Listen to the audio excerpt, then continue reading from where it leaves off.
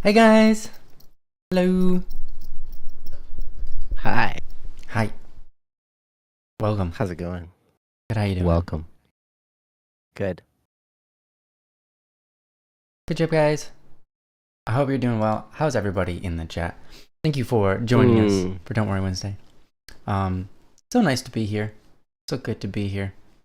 Yeah, still my favorite part of the week, pretty much every week, in terms of, like, this work activity doesn't really feel so much like work. It just feels like we're having a good time and we get to do something really cool with you guys. And yeah, It's work for the 30 minutes prior to the start of the show. that's true. That's right. That's work. Yep, it is work for the 30 minutes setting up. Yep. But then And then beyond that, sometimes it's all. after the show, it's work.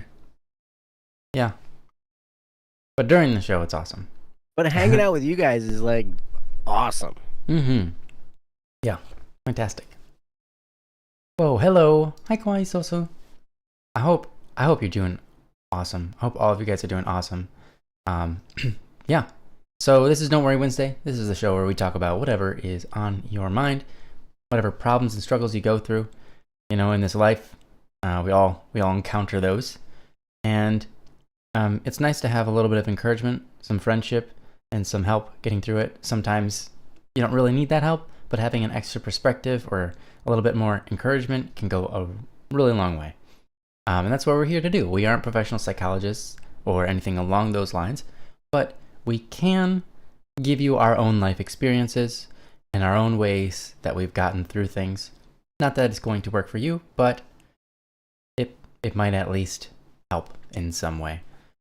You know, there's a lot to learn from this life, and there isn't a manual. There isn't a, you know, you're not born with knowing how to navigate. So it's really great that we can rely on each other, and that's why we also on times rely on you guys as well in the chat. So feel free to speak up on any of these topics. And if you have a topic yourself, you can go to don'tworrywednesday.com. Very simple. It's the name of the show. don'tworrywednesday.com. The only difference is there's no spaces and there's not an apostrophe, because otherwise, well, you're not going to go to don'tworrywednesday.com. your browser is going to be like, what do you want? You're gonna get some kind of error message, some kind of weirdness like that. Yeah. You know, there might not be a manual, but there is the man, and that's you. Oh man. Man, you all. Like, oh man, you're like the man. Well, I don't know if I'm the man, because here's the thing. Everyone wants to stick it to the man, and I don't want to be stuck. Stick it to the man, Neosis. Yeah, that's right. Yes, Katz was singing while driving a truck and crashed. I have a picture of us in the ditch, in the mud, and like Katz is this big, huge, like sword person, and I'm like this little green head up to my neck in mud. Wow. Yeah. Wow. I was like, where did you learn how to drive in game? Like, what the heck, man? I am certain that driving in real life is easier than driving in video games. But it's a lot more risky. Yeah. Sure. You know, because like the shenanigans you pull in game driving, like you can drive off a cliff and you'd be just fine. Oh, yeah, that's true. That's true. Yeah. You do that in real life, man, you're probably done. Yeah. Well, your car's done at the least. If you survive, that was a miracle. Yeah. Ever try to obey traffic laws in GTA? I did once. That is almost impossible. Yeah. Almost impossible. But you know what? The cops don't stop you for running a red light in GTA. At least the versions I've played. Oh. They only stop you if you run over them. Wow, they're pretty lenient compared to places I've been in real life. I know. I know. I'm like, guys, like, pretend this is GTA. Yeah, that's what a cop comes up to your window and you're like, come on, man.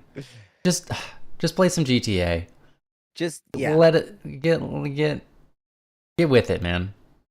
I mean, now if you go to Flint, Michigan, you probably can get away with a lot of that stuff. That's actually true. That is true. Because there aren't that many cops and they've got a lot to do. So like minor traffic infractions, they really don't even bother. And in fact, I've been told by cops in such areas that, if it's like nighttime or whatever, don't stop at the stop. Don't like stay stopped at a red light if it's safe to go through, because if you stay stopped, like people might come approach your car and they might like whatever, like, so you might be putting yourself in danger if you're like sitting there at an intersection by yourself stopped, so wow. Like, yeah, it's pretty wild. Wow. Just come to Michigan, drive around Flint. Yeah. Just so you know, not all Michigan is Flint. Flint is one area in Michigan, and it's probably one of the worst areas in all the United States. But the rest of Michigan's pretty cool. It is. There's cool spots in Michigan. Yeah. A lot of. Or you could go to the city. You could go to the city where the BSS headquarters is, Saginaw. Yeah. That's another one of those doozies. Yeah, but Saginaw doesn't have that. It's not even close to Flint in terms of. They're pretty close together. They're like. Oh yeah, they're close together. They're just not. One has like actual gangs and stuff. So, both of them do. Saginaw's gangs aren't nothing compared to Flint gangs, man. Like, Saginaw doesn't have drive-by shootings every day, I don't know if Flint does either. I know, but it's funny. Like, that's where every week, I should say. Our president, Steve, that's where he's from, and he loves it there. He's like, yeah, that's my home, man. It's my home, my hometown, Flint. Crazy to me. Takes a special kind of person, to really enjoy that place. But there is some good stuff in Flint, man. There's there's a place you can eat called Torch Burger, and like the address actually says alley of whatever street, because it's in an alley in the city of Flint, right? Interesting. And you go down into this alley, and like there's this little tiny like hole in the concrete, and some stairs, and you go up there, and it, like, seriously, one of the best burgers I've ever had in my life, ever. Wow. Did I say ever? Wow. That's so And I've lived a long time. 29 years. I know. Yeah. 29 for a long time. That's true. A long 29. You've been 29 years for over 29 years. Yeah. Mm-hmm. Yeah. Yeah, because since I was born. Yeah. Since before I was born. Since all of eternity. Mm-hmm. That's right. And for all of eternity. For the rest of it. For all however long that is. Exactly. The water in Flint, I think the situation's been figured out. I've talked to a few people about that, and so they've got the situation figured out. Now, most of the people still drink bottled water. In fact, Steve doesn't live in Flint anymore, but he still doesn't drink tap water. Mm-hmm. He should just get a filter. He could. But he gets like some kind of discounted rate on like, big old 5-gallon jugs or whatever, Fair enough. Flint water. All right. Well, Brita pitchers are nice. Yeah. They are. My mug water is Brita water. Oh, is it? Heated. Wait, reheated or heated before? No. So it was filtered and then put in the fridge and then put in my electric teapot and then heated. Why do you put it in the fridge? Because that's where you put your Brita pitcher. Why? Because water's better when it's cold, unless it's cold out, and then you make it hot. Well, then why are you drinking it hot? If it's better cold. Okay. Because it's cold out. You can be. And you can have your own opinion on the temperature of water, but personally, I like it room temperature. That's when it accesses the body the best, and you get the most out of it, and takes the least amount of energy. And I think it tastes better when it's room temperature, and it doesn't hurt your mouth. but I've got a very sensitive mouth, and I think most people don't. So that's why I'm a little bit confused why someone would refrigerate their water when you could just leave it out.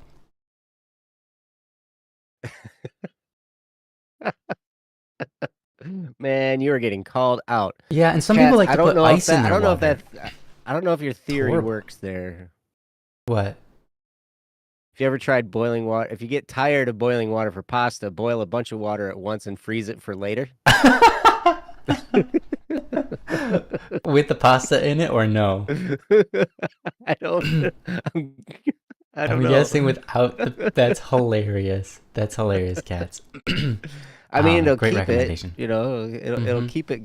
Yeah, good, then it'll stay boiled. You know? It'll stay boiled. It'll stay boiled. Oh my gosh, I love it. I love it. Oh, all right, man. Let's do it. Don't worry, Wednesday. Thanks for hanging out, guys. Yeah. So let me see what I got on my list. Hearts. Looks like I got hearts and more hearts. Okay, so I got 2 of them, and one of them says no preference, and the other one says they want to be here. I'm gonna ask. They don't want to be here. Oh, I will not be present. Oh, it says I will not be present. Okay, both of them basically. No preference, and I will not be present. Okay, well let's start with no preference then. Okay. By the way, once again, if you want to submit a topic, go to don'tworrywednesday.com, and we'd really appreciate it since we're a little low on topics right now. So this one is from a small human, which is a human that is small. It's interesting that they named themselves that, a small human. Yeah, I like it. I used to be a very small human. I was the smallest in my class for a really long time. Me too. Yeah. A halfling? Were you a halfling? I wasn't a halfling. No. So you have hairy feet. That was the problem. That's how I knew. I wasn't one. My feet have are no hairy feet. Not very hairy. Yeah. Or maybe I'm just a hairless halfling. You're a bald-footed halfling, man. A bald-footed Oh my gosh. But I am. Sounds like a bird. Yeah, a bald-footed halfling. It does sound like a bird. Wow. That's awesome. All right. Well, I'm gonna go ahead and throw this topic up. Oh my goodness. Screen. Yeah, throw it up. Where's the button? Here we are. So this is from a small human. Probably not a bald-footed halfling. And the title is Relaxation Gone Wrong. And it reads as follows. I have recently noticed that I have a weird way of perceiving relaxation time. It's like my brain has set a rule. It's like my brain has a set of rules for how it should work, and if it's not done correctly, cannot enjoy the activity in which I should decompress. For example, if I have some work-related activity that I must do, and the activity can't be done in one go, so I have to split it through the entire day, that day for me is compromised. Again, if I have to leave my house to go somewhere in the afternoon, I will probably stress about it all day. Actually says, stress about it all day. I think it's all day. That's probably what it is. That would make more sense. Yeah. I'll probably stress about it all day. Till then. Okay, all day till then, and prepare myself for anything that I might encounter. Has anyone experienced this? Or has similar feelings? How do you deal with them so that you won't be exhausted by the end of the day? Sad face, life's not lifing. From a small human. Yeah, that's actually quite relatable. It is. Yeah. Especially I'm with you. Going I'm out with you, one. small human. Yeah. Definitely times where I'm just like thinking about, okay, I have to go out today. Like, I stop myself from doing this now, but I used to do it a lot. It's like, okay, so I have to go shopping today. And then it's like, okay, so now my whole day revolves around that one activity. I have to go shopping. How do I plan out my day? When do I want to do that? What's the best time to do that? And then I'm just like anything that pops up that would throw it off. Like all of a sudden my mom or someone asks me, hey, can you go do this for me? And then all of a sudden I'm just kind of stuck like, but now I have to do that thing and go do this thing outside, like shopping. And then like my brain just freaks out. Yeah, I used to have that a lot. Luckily I don't have that so much anymore. So hopefully I can do a good job at walking you through why that is. But before I do that, Joe, like he said, he can relate to this as well. I want to hand it over to Joe. Joe has a lot of wisdom and a lot better things to say than me even. So I'm looking forward to it. I'm going to give it over to you, man. It's all yours. Thank you. I don't know if I have better stuff to say. Yeah, I guess looks like this is not judgeable. You control V'd the chat pop out link into the snaz, it looks like. Oh no! Oh, you know what? Oh, that's funny. So I copied, but the copy didn't work. So instead, the paste worked, but the copy didn't work. That's great. I love it. That's beautiful. All right, stop. Do this one. Start. Perfect. How are we now? Hey, I don't know. I can't see it. Thanks for noticing that. That's funny. Yeah, that's literally the link for the chat that we're using right now in this stream. It's funny. It's an interesting thing. This is a great topic because, I think a lot of people struggle with this. And, we try and compartmentalize our lives. We try to have balance. We try to have work and play balance and all this kind of stuff. And we try to, it can be hard. And I don't think there is such a thing as balance, even if we strive for it. I know that I am easily distracted, like probably many of you. I think ADHD is a pretty common thing. I think we all live on a ADHD continuum somewhere, and we all are very distractible people. Part of it is, we tend to just kind of mash our days together, and we work and we live and we play and we do all these kinds of things all at once, especially since COVID, since everybody started, like working from home became a lot more of a thing.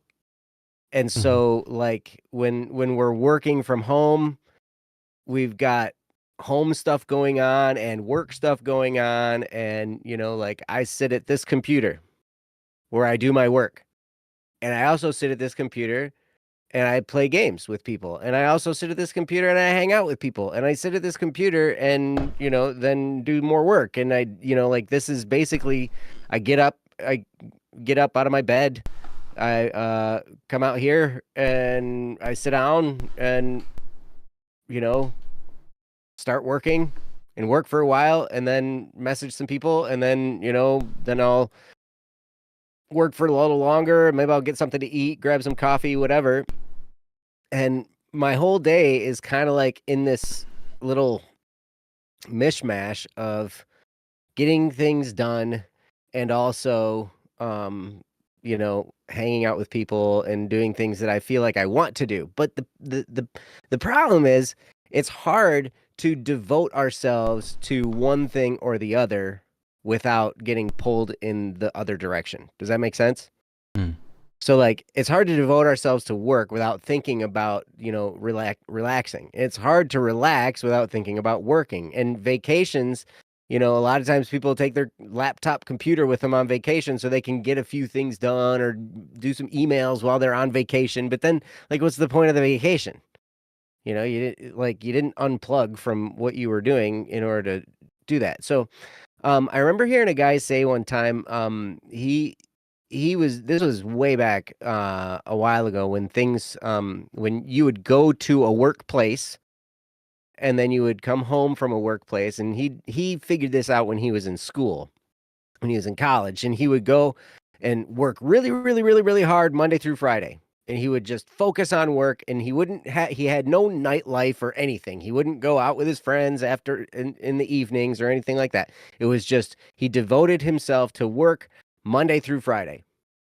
And then Saturday and Sunday he left campus and went to wherever his family was at, and he hung out, and he just didn't think about school at all. He didn't think about working on any of that stuff. He just spent time and tried to focus on being where he was.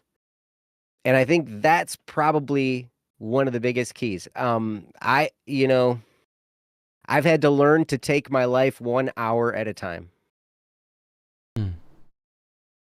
And this is something I kind of break it down. Like there's a book, I can't remember the author, Time Management from the Inside Out is the title. And it was recommended to me when I was in therapy, and I remember reading through it, and I took a few of the things out of it. And because of what I do for a living, I have so many different tasks, so many different types of tasks to do. What my therapist recommended I do is like make a whiteboard where I have, different tasks that I kind of devote a day to. Like I'll devote a day to music production, and then I'll devote another day to, working on publishing agreements and stuff like that. And then I'll devote another day to, whether instrument maintenance or cleaning or whatever the heck, and then, and different things about like, basically take all your tasks and devote a day each week to those tasks. And it doesn't have to always be the same day, but you can just like put those blocks in for yourself. And that works pretty well. But I also find myself getting frustrated, and when I work on something for a little bit too long, I'll like start to burn out of it, and I'll need to switch gears and do something else. And so I've learned that what I need to do, I kind of take my life 1 hour at a time, and I'll set a timer, and I generally do 50 minutes. So then I have 10 minutes of break time in between. And so I'll set a timer for 50 minutes, and I'll start the timer. And then for that 50 minutes, I'm focused on whatever it is that I'm doing right there. Whether it's playing guitar or drums or mixing or mastering or whatever it is, and then I'll work on it until the timer goes off, and then take 10 minutes, go get a drink of water, go to the bathroom, whatever, come back, start the timer again, 50 minutes. And, there I'm off again doing either that same task again, if I'm still feeling up to it, or I'll move to a different task. Now, it kind of depends a little bit on your job, what you have to do. Because sometimes, if you work at an office, or you work at a construction site, or whatever it is, sometimes it's pretty easy to stay focused on what it is you have to do for work because you're in that environment. Like when I do construction with Kyle, your brother, like it's pretty easy for me to stay focused on the job because the job's all around me. And it's like, okay, what do we got to do? And he'll give me my task list, and he'll be like, okay, I need you to do this, this, this, this, this. And I'll just boom, and I'll get going on it. For Kyle, it's a little bit more difficult because that's his home as well. And so his family's there. And so like if somebody needs him, he's kind of on call the whole day. So he's a little bit more easily pulled away to do other things because, he's because of his environment, he's the man of the house there, and exactly because he's there. But like for me in that environment, it's job site, right? Except for like at the end of the day, when all of Kyle's kids run around me and they grab a hold of me and they're like, "Ah, you stink," and whatever, like whatever. Like, wow, it's that's super rude. fun. It's great. Like it was so funny. Like one of your nieces, she's so hilarious. Oh, I know. You'll know which one I'm talking about. I know which one immediately. You said one of my nieces. I've got 4 of them. I know which one it is. You know which one it is. I went to church with them, like, I don't know, a few weeks ago, and she gave me a big hug. She's like 10, And she gave me a big hug, and she's like, "You smell clean." And I'm like, "Okay, is that good?" She's like, "No, I like your stench." Oh no. like, like when you and I'm stink, like, it fills my "Well, nose and it's intense. like, I mean, so it's like she'll give me the big hug at the end of a really long construction work day and been sweating dirty and all this kind of stuff. She's like, "You've got that stench." And I'm like, "Great." I love her. She's awesome. Oh man. Oh man. But anyway, oh, Cats, you have something here in the chat. I've been working on prioritizing tasks more, making a list of what needs done and focusing on one at a time. Like, it's hard to explain, but when I go through a list and see everything checked off, I feel more motivated to do things. Absolutely. And so that's, like a lot of times I will plan my day out. I'll generally, I've kind of come up with the magic number of 5 tasks for a day, because like that's what I can really kind of handle. Because if I'm going in 50-minute increments, I'll probably spend more than one increment on a certain task. Most of them take more than an hour to do. And so, if I have 5 tasks that I list out for the day, and then I just look at them and I'm like, okay, well, which one do I want to start with? And then I'll try. It depends on how I'm feeling that day. But if I'm feeling like, really good, what I'll do is I'll pick the hardest one that I least want to do, and I'll do that one first. Because I learned a long time ago that if you got a bunch of stuff you don't want to do, you take the one that you think is going to be the worst, and you do that one first, and then that one's done, and then the rest of them are a piece of cake, right? So you just grab the ugliest, worst one first. I think there's a book called "Eat That Frog" that I got that from, and his whole thing was like, if you had a bunch of frogs to eat, then you grab the biggest, ugliest, nastiest one first, and you eat that one first. and then, and then you feel like you can tackle the other ones a lot easier. And it is very, very motivating to start checking things off a list. Much like it's very, very motivating to put X's on a calendar, I found. If I have something that I need to do every day, and I look at that and I'm like, okay, I'm going to do this every day. Every day that I do that, I put an X on that day on the calendar. And as those X's line up, it's motivating and it makes you feel good. And you start to see a track record and all this stuff. And it kind of helps you kind of get in the groove of developing the habit of getting things done. And then you feel like you've earned your relaxation time. And then you're not quite so anxious about what you have to come back to. Also, it helps to build in. So I don't just do 50 minutes, 10 minutes, 50 minutes, 10 minutes. I do take like an extended break after like 4 of those 50-minute sessions.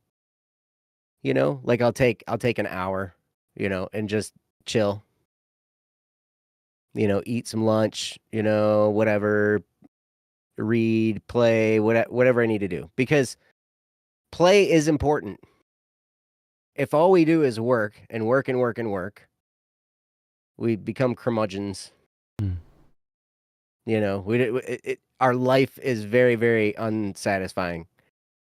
I've learned that to be very true. So we do need to put play into our lives as well. It's very important. So then figuring out, all right, how do I compartmentalize work and play, and how do I keep myself focused on work when I'm working? And how do I not let the anxiety of work creep in when I'm playing? Those are things, those are the real issues here. And I find, for me, this works for me. It might not work for you, but it's worth a shot. And that is set timers. The beautiful thing about setting timers for myself, what I discovered is as I see the time clicking away, you know, as I'll look at the timer and I'm watching it go, and I'm like, okay, I have this amount of time to get as much of this done as possible. And it kind of makes me wake up a little bit and work harder, because I'm like, I only got this finite period of time to get this stuff done. And so I better go. Right.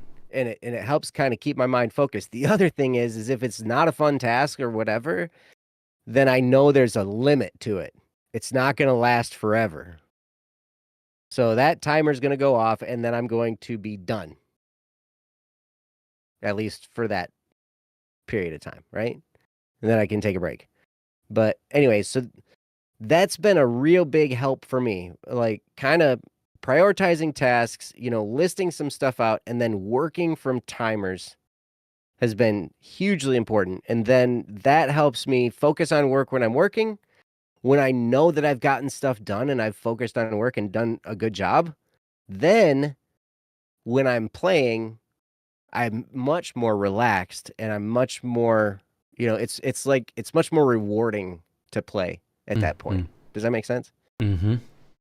So anyway, that's kind of what I have. I'm going to turn it back over to you, Ryan, because I'm looking forward to what you have to say, because I think what you have to say is better than what I just said. Well, we'll find out. Anything that I ever had to say, I don't think that's better. The case. No, I don't think that's the case. No, it's definitely better.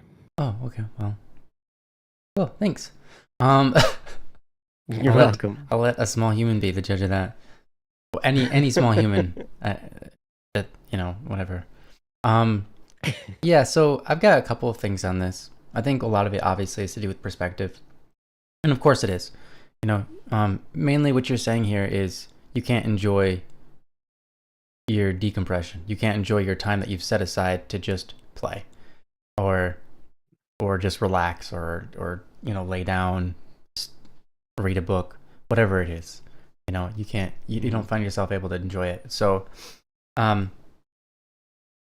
means your mind isn't in it, right? Your mind isn't there, capable of enjoying it. And like you said, it's because your mind is still thinking about work, or thinking about the activity you have to do later, whatever. So I've got a couple of different things. I think everything Joe said is awesome. It's definitely good. It's a lifestyle choice kind of thing. If you do what Joe's talking about, you're going to find yourself being very productive, and then you're going to find your playtime a lot more rewarding. And I would like to kind of talk a little bit about something right along that line. I remember when I was a kid, I had ADHD, and my mom learned that early, and she said, like, what do we do about it? And she sort of learned a method that really helped me. I hated studying. Studying wasn't a big deal. I never did it. It was more so I hated homework. I absolutely hate homework. And so, and I couldn't do it. Yeah. And I don't think anybody else deals with that. I think you were the only person who hated homework. Oh, wow. Weird. Yeah, it's probably like the water thing. Who likes cold water? Oh, everybody? That's weird. You guys, so wrong. Anyways.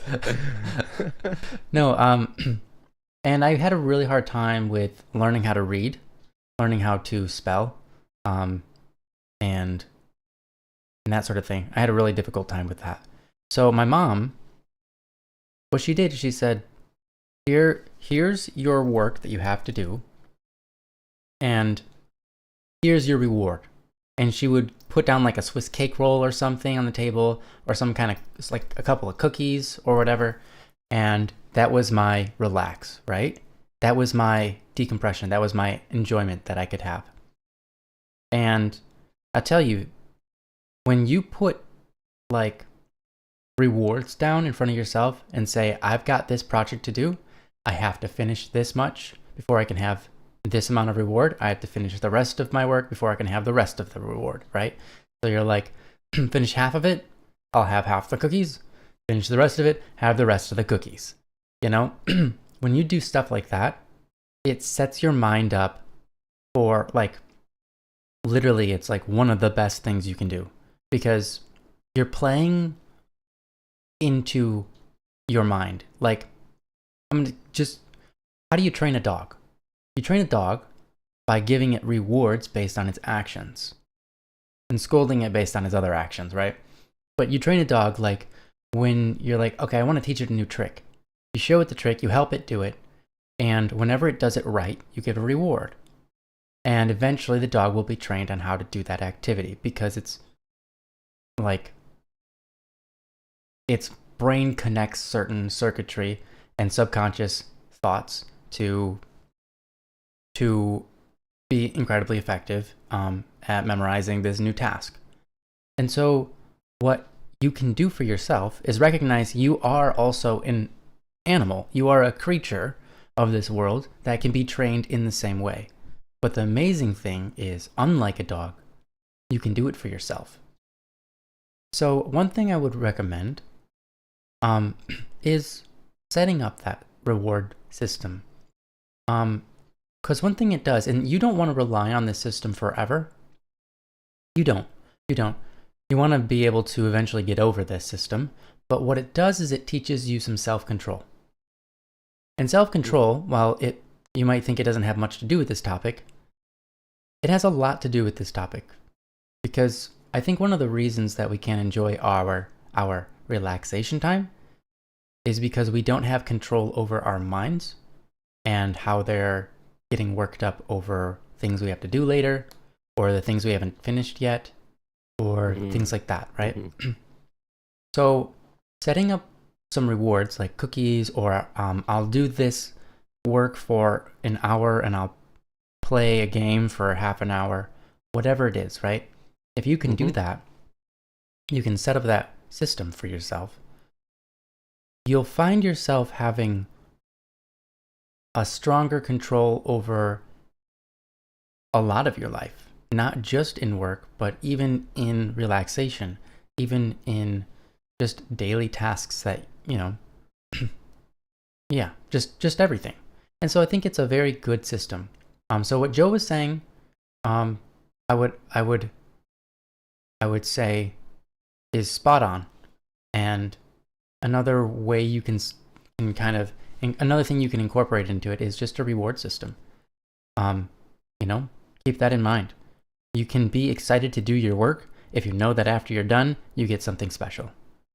And you can feel like after you've done your work and the certain amount that you've set aside to do, then you're having a reward. It feels so much more rewarding. It feels like, because your mind is at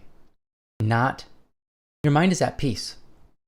Your mind is not like, oh, but did I do enough? Did I actually do it? If you feel that way, you didn't, sort of thing. Yeah, it's like, your mind is like, you know what?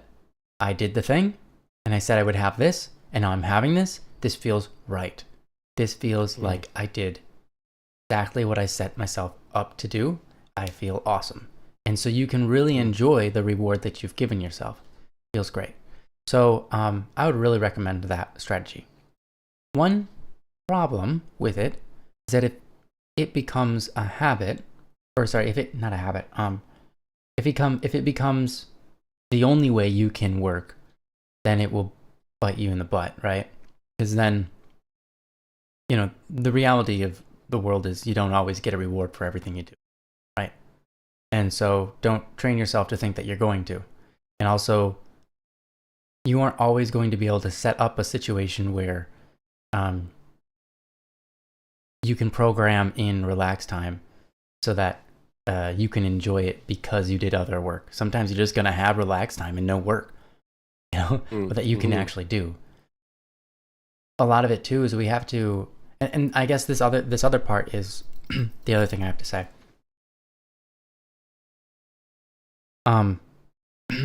People talk about a lot your sphere of influence versus your sphere of worries, right?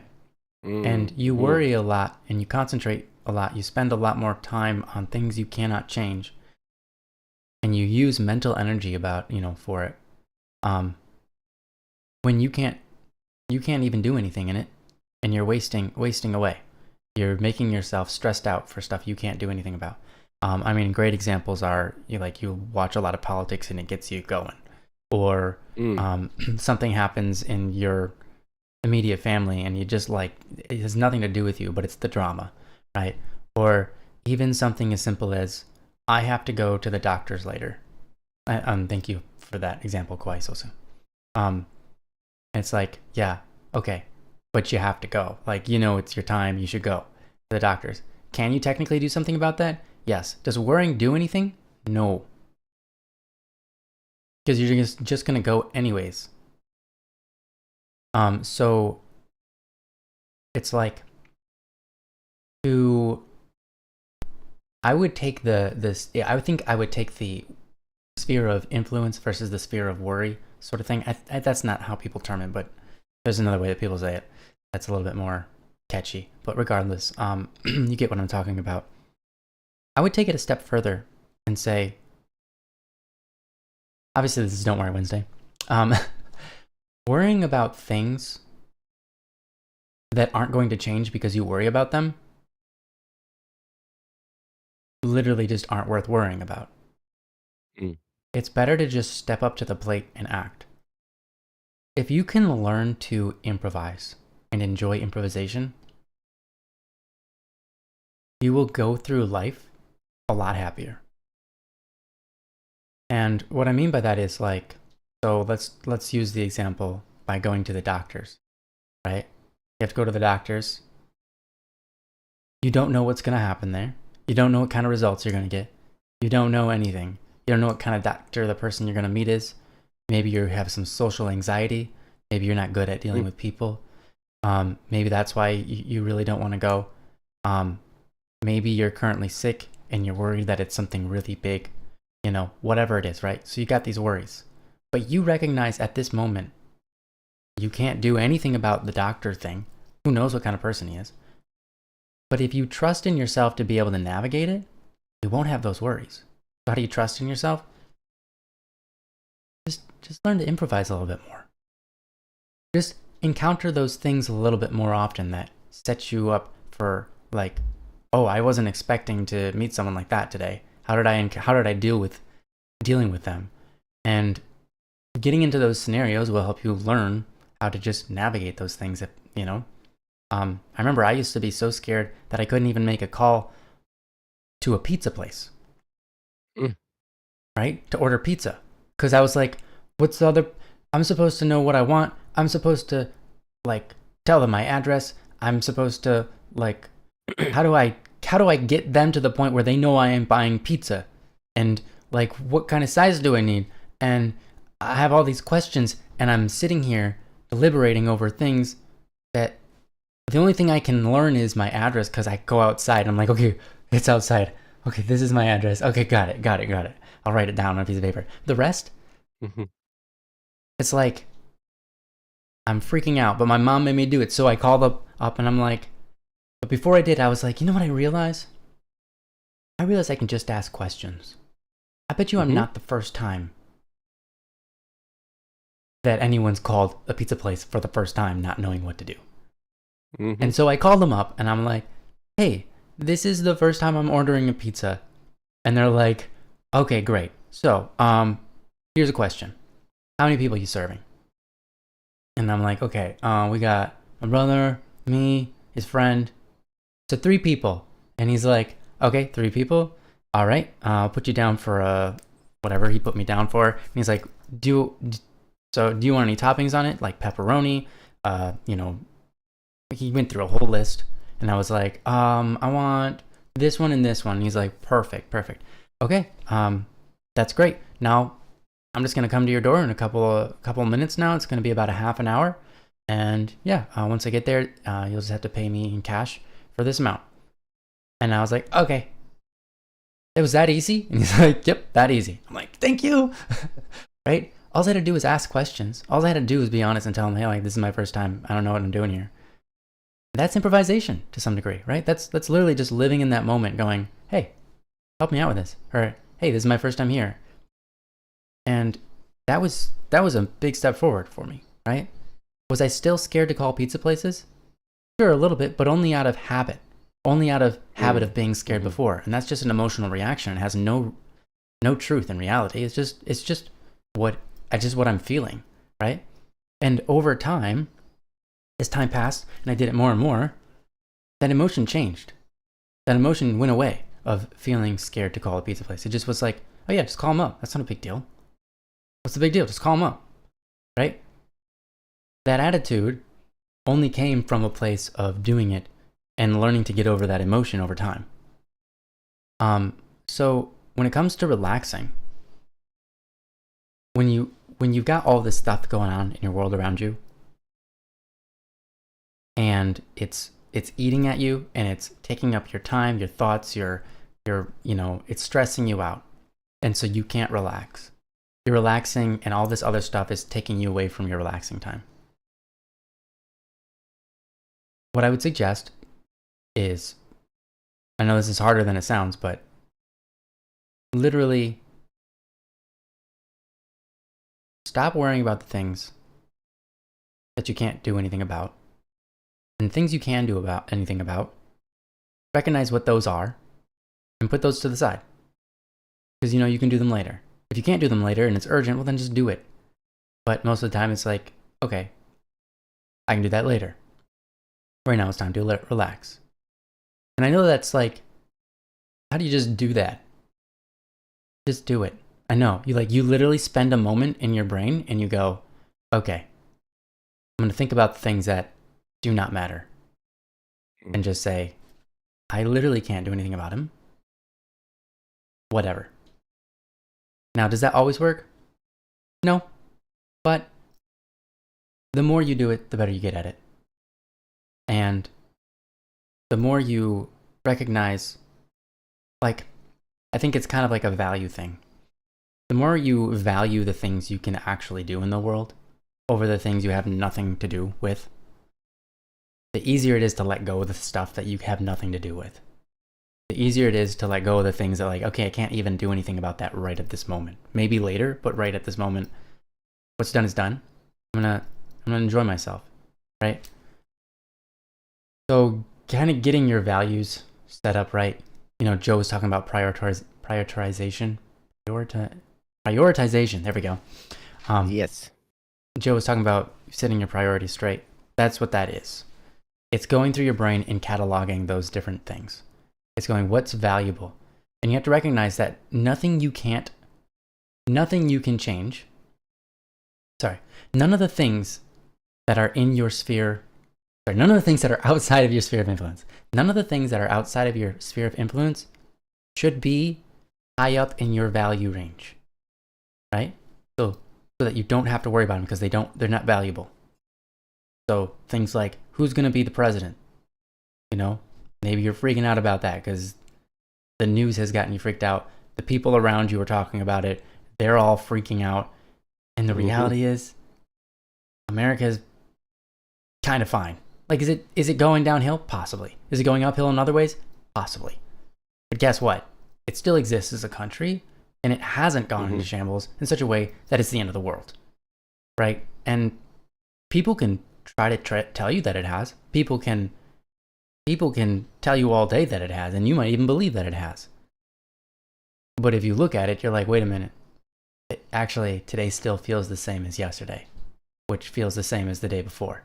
And the ground is still there, and the police are still there, and everything is kind of still there. And it's like, okay, so stoic. Yeah. So I think that we should not get caught up in the freakouts around the world that are happening. And I think it's better to just reckon, because it doesn't have any value. It literally has no value in your life. It's just taking things and making things dramatic, and it's awful. And that can apply to even things like going to the doctors. When the truth of the story is, you're just gonna go there and then find out what's gonna happen.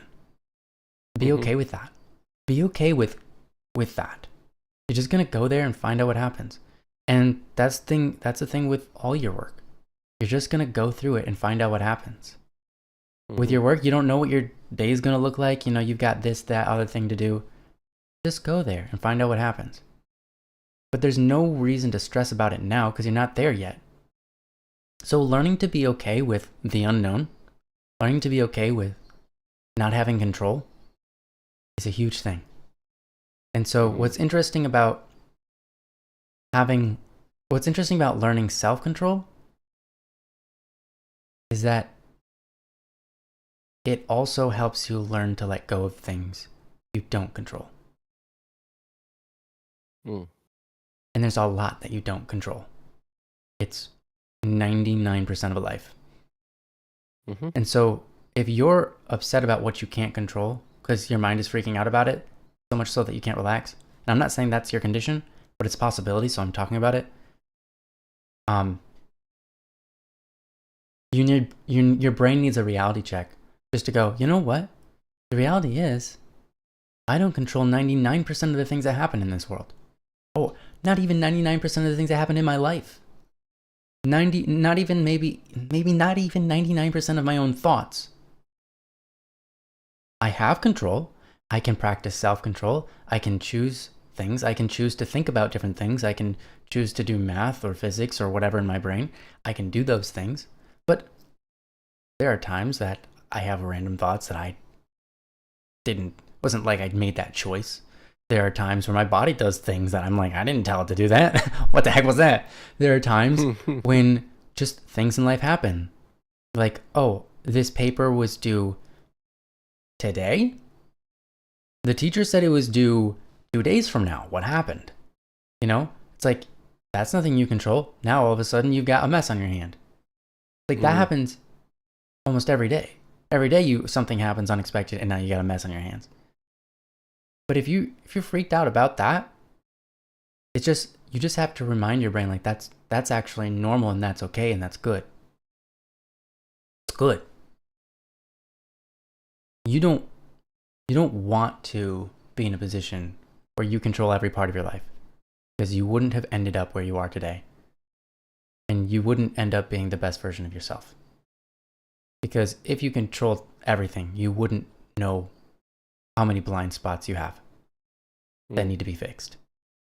And so, and there's so much more to that than just that. But my point is, being okay with the reality and talking to yourself about that, like actually talking to yourself and it's like, I'm okay with the reality that blah, blah, blah, blah, blah. I can't control that. I have this amount of work to do. Yeah. But being okay with that, being okay with you have this much amount of work to do, just being okay with reality will help you relax a lot. Because then you're like, okay, it's okay. It's like, I remember I heard someone recently, Matt Fradd, I think his name is. Like a talk show host, kinda interviewer, kind of person. Huh? Does he have a podcast? Yeah, it's a podcast. He's got a few podcasts, doesn't he? He's got a couple. Yeah. So anyways, something he said, which I find interesting. I can't remember exactly what it was on, but he was saying he was reading this book, and the book said something that sounds incredibly pessimistic, and it was like, you'll never be perfect. You'll never be good enough to get rid of all your sins. You'll never get to that point where you're satisfied with yourself. You will never get to the point where you're perfectly satisfied with yourself. And then it was something like that, and he's just like, let out this sigh of relief and just smiled. Because he realized, like, oh my gosh, how wonderful it is to know and just be okay with the reality. That, and in the book was just saying, you have to be okay with this fact so that you can move forward. Because otherwise you're just fighting reality and it just doesn't get you anywhere. It's just like, when you realize like, oh, I'm not going to be perfect. Okay. It doesn't mean embrace imperfection. It doesn't mean go out and be a terrible person.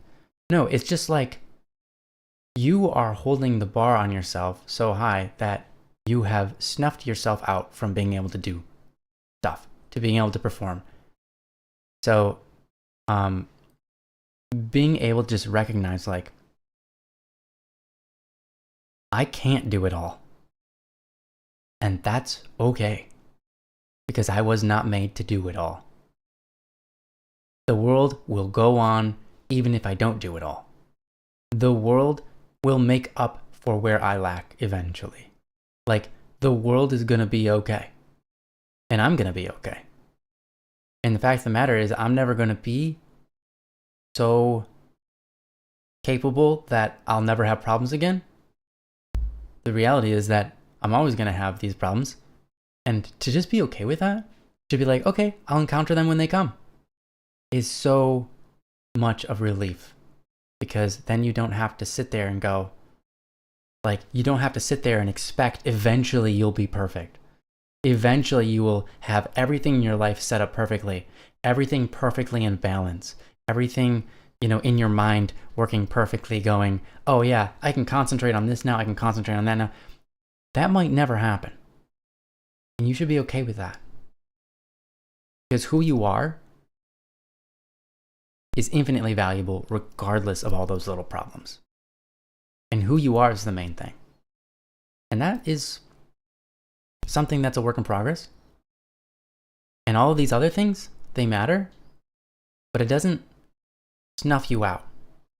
So don't snuff yourself out by over worrying about all these things that are kind of out of your control, including just like, I'm not good enough to do 15 tasks at once. Like, okay, yeah, great. Good to know that. Pretty much nobody is. And that's normal, and that's okay, and that's how you were built, and that's good. Just live that then. Live out the fact that you can't do 15 things at once. It's okay to just be that person. And recognize, okay, I don't have to fight that anymore. Right? So that's what I gotta say. I wish you the best on this. Joe, do you have anything else you want to add to that? Well, I like what you were getting at. Like there's all kinds of stuff we can't control, and like part of this dealing with this issue is dealing with anxiety, and dealing with the anxiety of how are things going to turn out. Well, I don't know how things are going to turn out, and I'll never really know how things are going to turn out. I just do the best I can, and they unfold as they do, right? And so, yeah, a lot of this has to do with and as I read through this topic again, there was talking, I will probably stress about something. If I have to leave my house to go somewhere in the afternoon, I'll probably stress about it all day till then and prepare myself for anything that I might encounter. And like so what you're dealing with is this issue that Ryan was kind of nailing. And it's like, okay, you can't control everything that's going to happen. I like what Kawhi said in terms of learning how to relax in a short period of time. I think it helps to learn how to be confident in whatever you're anticipating. If you're confident, it's easier to relax. And also do an uncomfortable thing 100 times. The 101st time will be like, whatever. And that's so true. Now, how do you build confidence? Well, that's easier said than done. It's not necessarily as easy as just saying, I have a confidence switch and I'm going to flip the confidence switch, right? There are ways to build that. And one of the keys is like what Ryan was just getting at, is like understanding what kinds of things you can control and what you can't control, what kinds of things you can influence and not influence. And so many times, we get so wrapped up and concerned about things that we have no influence whatsoever in. None. Mm-hmm. And it's perpetuated and it's thrown at us by news outlets and all kinds of different people. It's like these places make their money, getting us all freaked out and riled up and afraid. Mm-hmm. That's what they're there to do. And what's interesting is those programs are paid for by pharmaceuticals. Yeah, so they make us feel all bad, and then there's a drug that makes us feel better. Yeah, right? it's like their industry is to make our hair turn gray so that they can sell us product that dyes our hair a different color, or sell us shavers. Right, right, exactly. It's like, what? Hey, I mean, I buy razors. Clearly, that's right. But I've chosen what razors I use based on the merits of the razor and, a trial and error process of finding the right one. I use Harry's. Now, this isn't a promotion for Harry's, but I'll just tell you that's what I use. But anyway, like, it's neither here nor there. I love what you were getting at, Ryan, because that can bring so much peace. And when you're not all concerned about all the anxious thoughts going on about what if this, what if that, what if I don't do a good job, what if blah, blah, blah, blah, blah. It's like when you can chill that part of yourself out and focus only on what things you can control and influence and what you can make a difference in, then all that other stuff kind of starts to melt away. You do the things you can do. You do the best you can. The stuff falls wherever it falls. And, you can be relaxed. You can be just chilled and be like, okay, it's okay. Because here's the bottom line is it's probably going to be okay. Mm-hmm. There's not much danger out there unless you go put yourself in a dangerous place like Flint, Michigan, like what we were talking about. Yeah. You knew. Perfect. Yeah. So, but really in our normal day-to-day living, there's not a huge amount of danger. Even if you lose your job, that's not the end of the world. A lot of times you can get a new one. There are programs in place to help us. There are all kinds of things out there to keep us from like starving to death, freezing to death, all this kind of stuff, right? There's all kinds of stuff. So like our lives are going to go on. And, early on in the stream, Katz mentioned, we never know where this life might take us.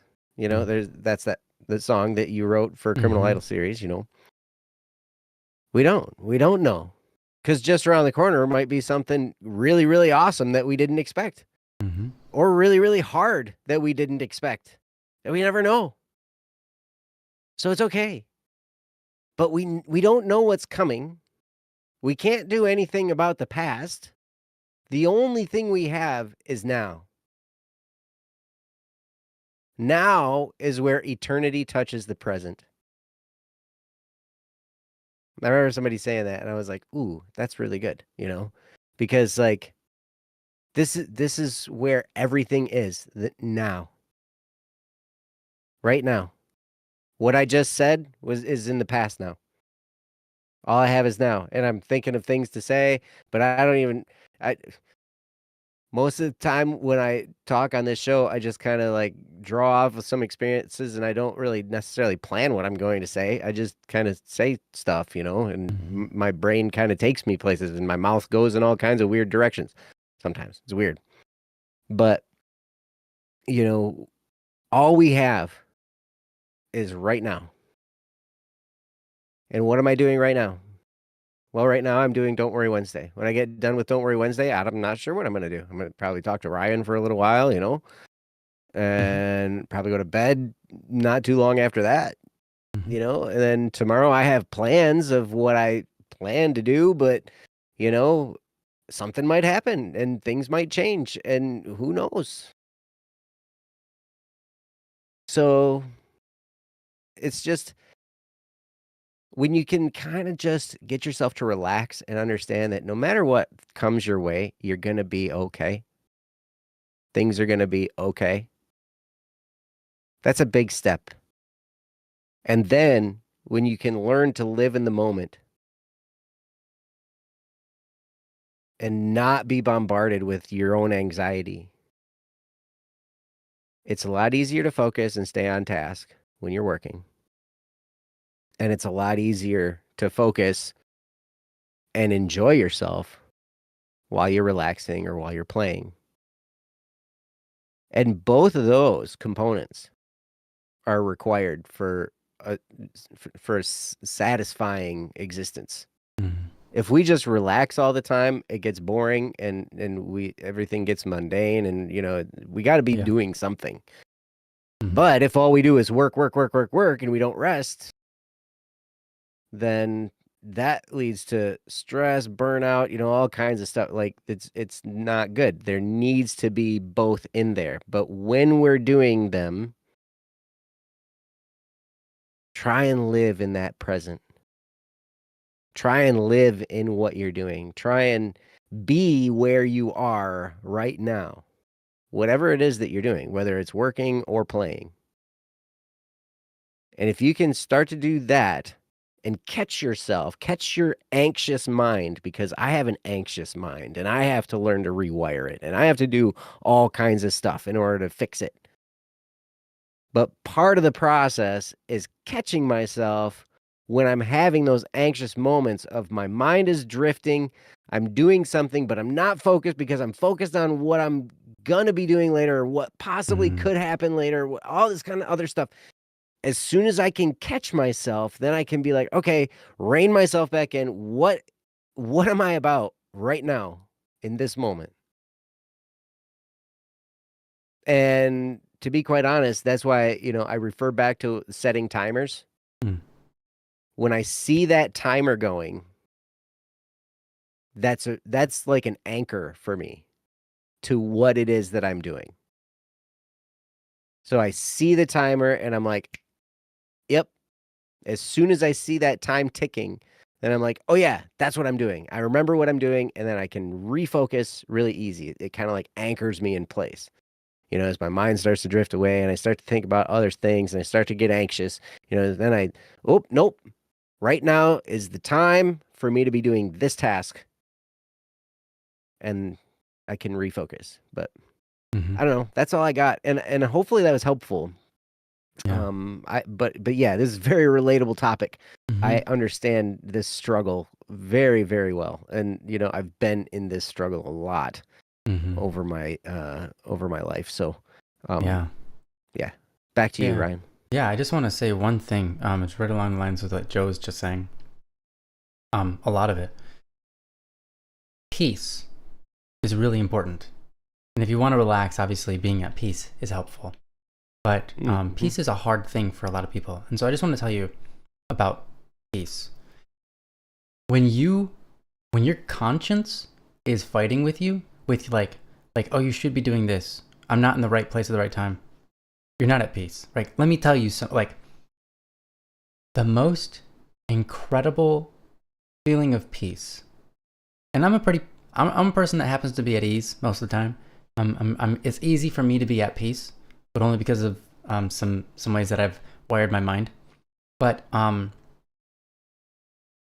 if I go to church and the church mass is done, and then I just sit there and pray, right?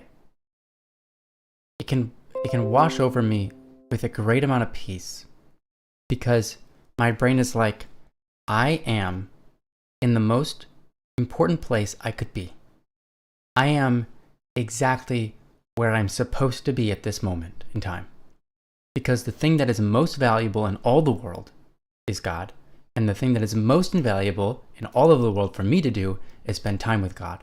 And so when I know I'm doing exactly what, if I know I'm where I'm meant to be, it's easy to be at peace.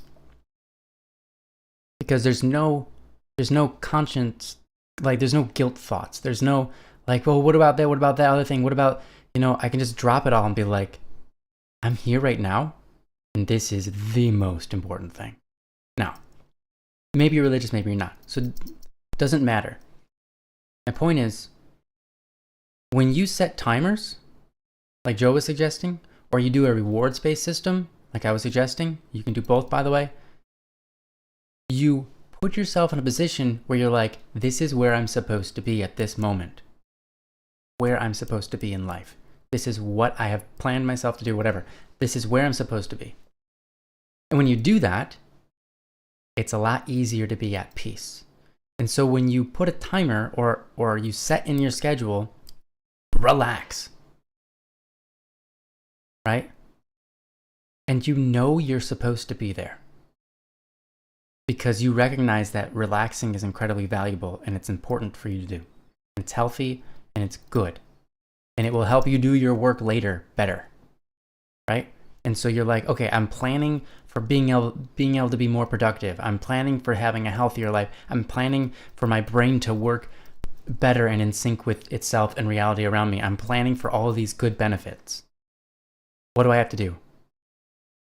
Do the relax thing. Okay, so, and when you're relaxing, you know you're where you're supposed to be at that moment in time. And that sets you at peace to know you're exactly where you're meant to be at that moment. And that helps a ton, because then you're not at this, you don't have a war going on inside your brain about what were you meant to be? What are all the things that you're supposed to be doing right now that you could be doing instead? It's like, no, I'm where I'm meant to be. And it's in this moment right now. It's here or there or whatever it is. And when you experience that, a great amount of peace comes, and it makes it so much easier to relax. And so that's the last thing I want to end with. It's all circular. There's all sorts of different ways you can do this, but that's my best. Yeah. So thank you so much again, a small human, for this topic. I think it's great. It's insightful, and I think it's something that almost all of us struggle with. Even if it's not relaxing necessarily, all of us have a tendency to struggle with what's going on in life, and getting caught up in it and not being able to let go and just be at peace. Because you can be at peace while tragedy is around you.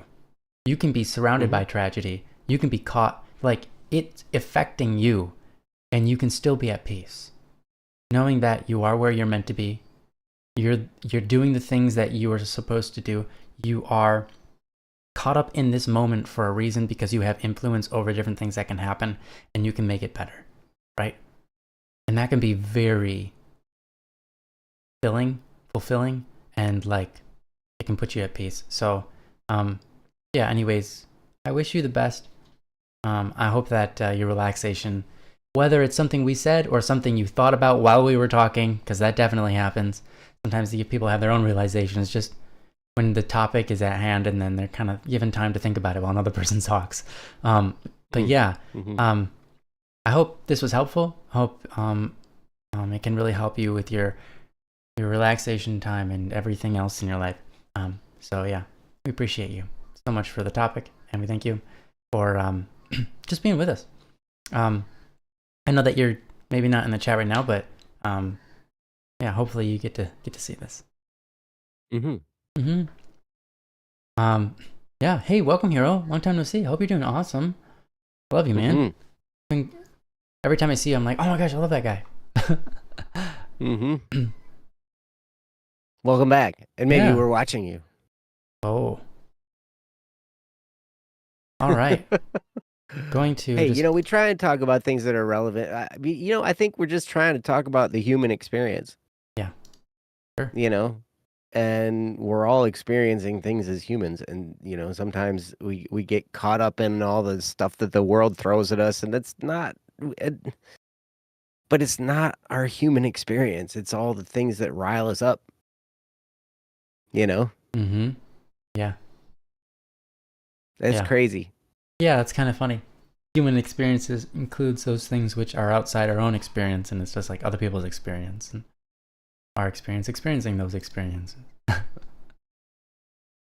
Yes, perfect. Thank you, Meow, for posting that again. Yes, if you have any topics you'd like us to discuss, go to don'tworrywednesday.com. Click the link that Meow Lido just put in the chat there.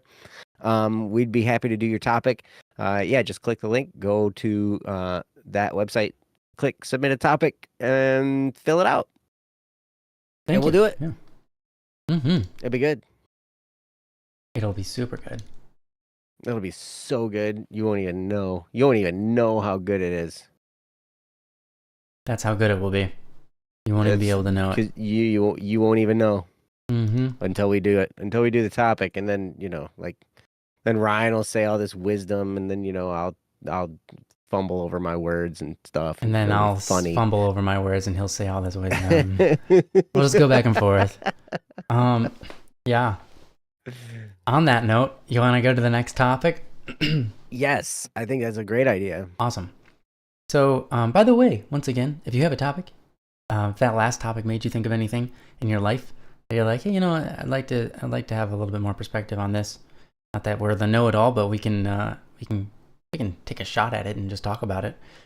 Feel free to go to don'tworrywednesday.com and submit a topic. That'd be lovely.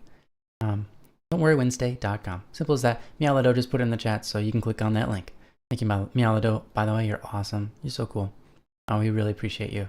And I wish I spent more time with you because you're really, really awesome to be around. So this one is from Vander W. But they put down their name. They said they're not necessarily going to be here, so I'm going to go ahead and do it. And I think they live in a time zone that's opposite ours. Opposite both of us. In between. Well, we're opposite each other right now. Yeah. But like, so like in the in between, you know? Yeah. I like to make a topic or some topics, but I never got around. Yeah. No, it's no problem. No problem, Yellow. Hey, man. Whenever you do, that'd be awesome. But yeah, no pressure. I know you're busy, man. I know you got stuff going on. You got a life going on, so it's okay. So I'm gonna throw this topic up on the screen for you guys, so you can feel free to read along. I do my best to read it. This is from Vander W. It is titled "Mourning and Feelings of Guilt." So prepare for probably a hard one. All right. It reads as follows. Hey guys, long time no talk. Hope everybody's alive, in good health, and with peace in their souls. If not, hanging in there, the bad part will pass eventually. I'm thankful that everything has an end. Well, even the bad parts. I've come with a heavy one, so I apologize in advance. What does TW stand for? I'm not sure. Okay, if anyone in chat knows what TW stands for, feel free to chime in. TW, death of a family member. Negative thoughts, mourning, and feelings of guilt. Remorse, feeling of guilt / remorse. My mom passed away last year. It was something very Trigger warning. Oh, trigger warning. Thank you. That sounds appropriate. That makes way more sense. Okay. My mom passed away last year. It was something very unexpected as she wasn't sick nor had any illnesses. A heart attack while being home alone. She was later found by my brother as they still lived together. Since that day, the images and sounds of that night keep reappearing, as if my brain is trying to solve a mystery, to fix a problem, to put back pieces of a puzzle that don't fit. For a long while, I let it do that, but now I try to stop it. As I've unconsciously detached myself and started to analyze my behavior from different point of views, cultural aspects, experiences, reactions of others to death in their families, etc., feelings of guilt and remorse captured my being, and questions popped in my brain. Why didn't you feel it coming? Wasn't it your connection with your mother the strongest? Why didn't you break down? Why didn't you break down? Maybe you didn't love her enough. You have not shown enough sadness and suffering for how great of a human she was. I could explain and reason with most of those thoughts, but I cannot make peace with why didn't you break down? You have not shown enough sadness and suffering. Because I know it's true, I rarely cried while with others, and I hardened myself through everything that came my way, or my brothers. So, in the process of protecting us, have I desensitized myself too much? Or was I already like this when it happened? I feel guilty for not showing enough emotion for her. P.S.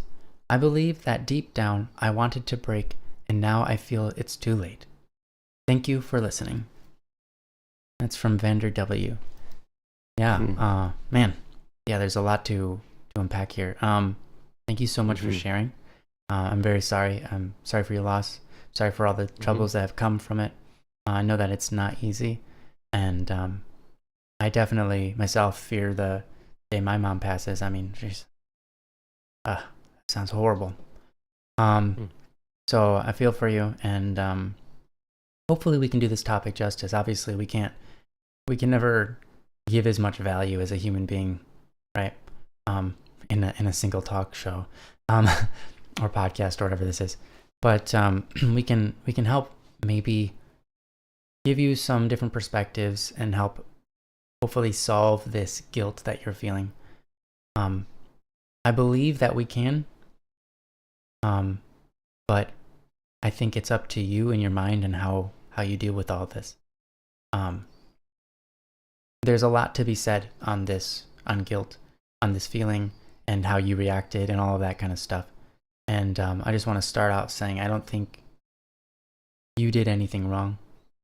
Nothing that you should feel necessarily guilty for. People say live a life of no regret. I think that's a silly statement, because you're always going to regret the things that you feel like you could have done better, or when you did things wrong, you're going to feel regret because you want to have done them right, and that's a good thing. That's a good thing.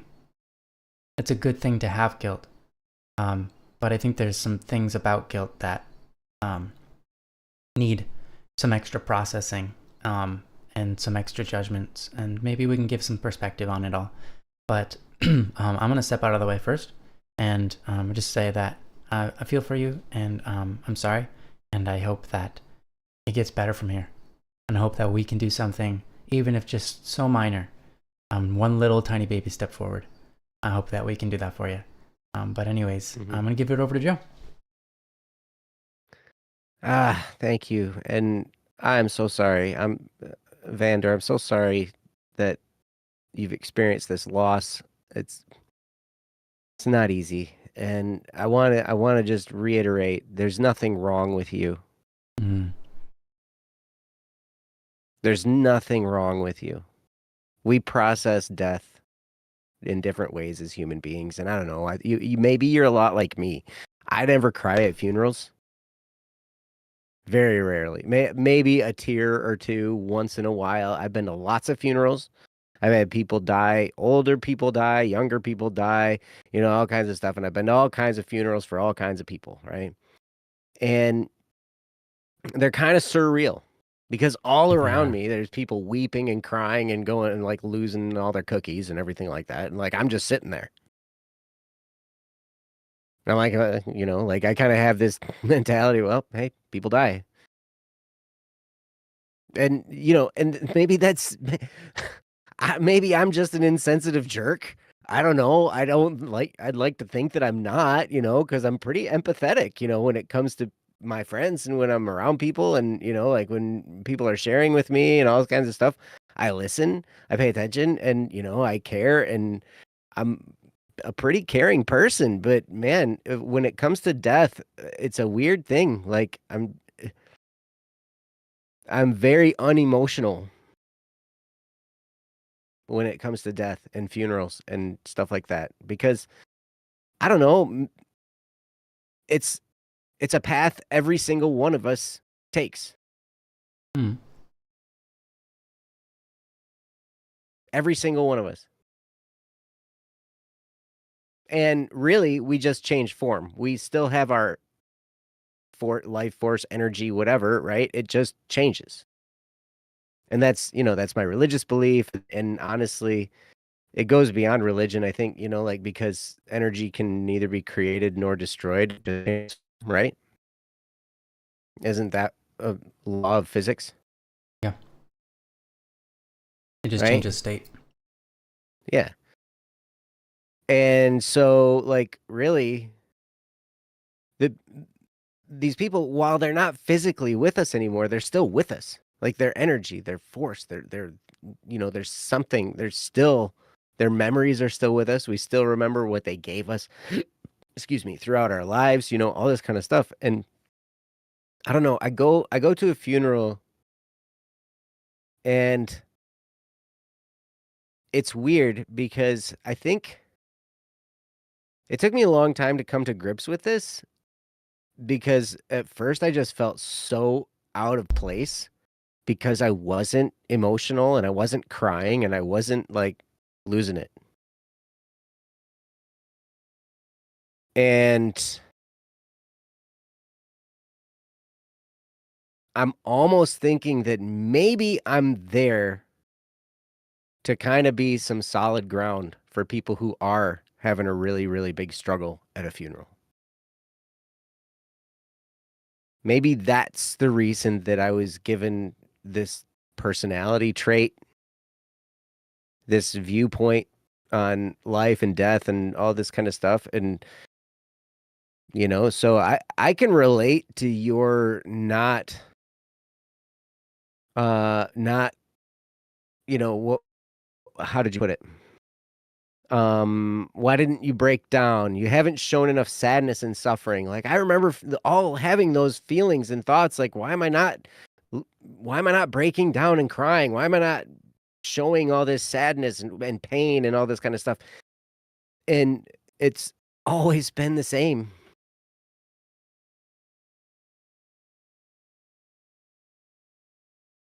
Always. It's weird.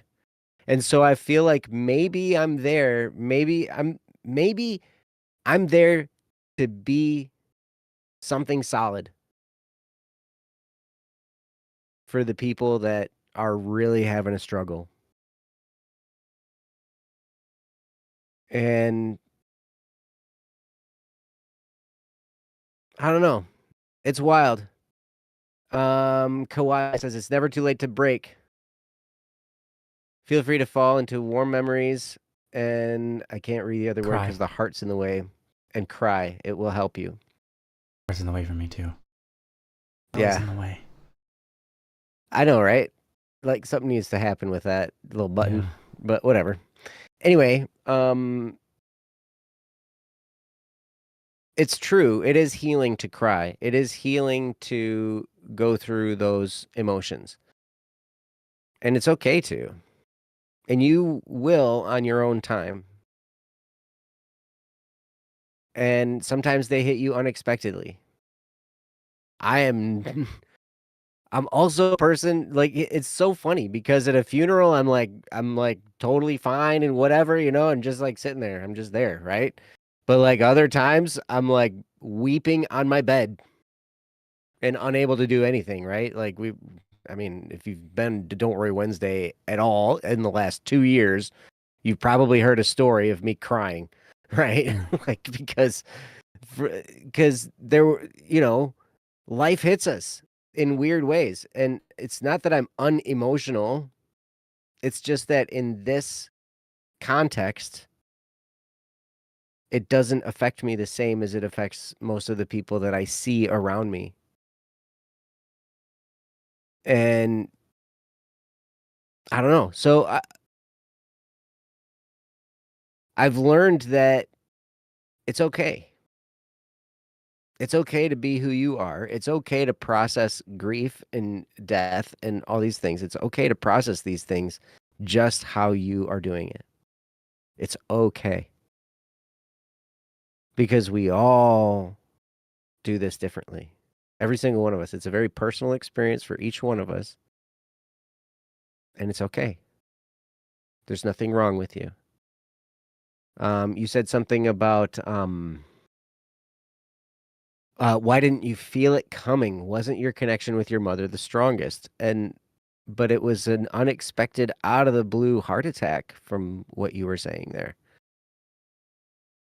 And I don't know. I mean, I guess I can see struggling with that question because we have, you hear stories about people who can feel something that another person is experiencing. Sometimes you see it in, like twins will feel it, when something's coming or whatever, but sometimes things just hit us out of the blue and we have no idea what's happening. And that's okay. There's nothing wrong with you. nothing wrong with you at all. You are exactly who you need to be. And you're a lovely person.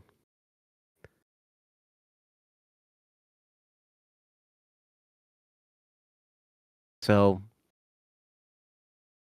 with that, I mean, all I can say is that, I can relate. I know what it's like to feel kind of out of place in that, in that sense, and to feel guilty. And I did feel guilty for a really long time around those circumstances. And I felt really uncomfortable for a really long time. From the very first funeral I can remember going to is my Aunt Irene, my great aunt. And it was just this surreal experience. You go and it's the funeral and you go see the casket and the person in the casket and all this kind of stuff. And it's weird. And, and then you go and you're going and they got all their stuff around and everything. And you go to different funerals. And the most recent funeral I've been to I was working at it actually. It was Steve's grandpa. And they wanted to live stream the funeral and the after party or whatever, what do you call it? A reception. Celebration of life? I don't know, whatever, where you go and you eat the chicken salad and the whatever. Yeah. And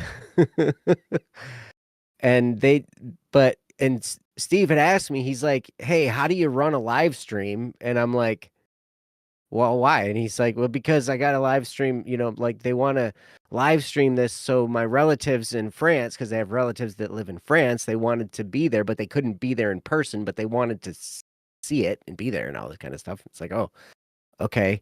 And I was like, why don't I just like do it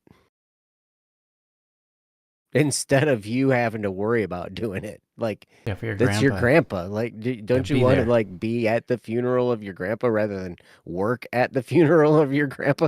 And he's like, yeah, actually, that makes a lot of sense. And I was like, yeah, it does, doesn't it? I'll be there and I'll do all that. You don't worry about it.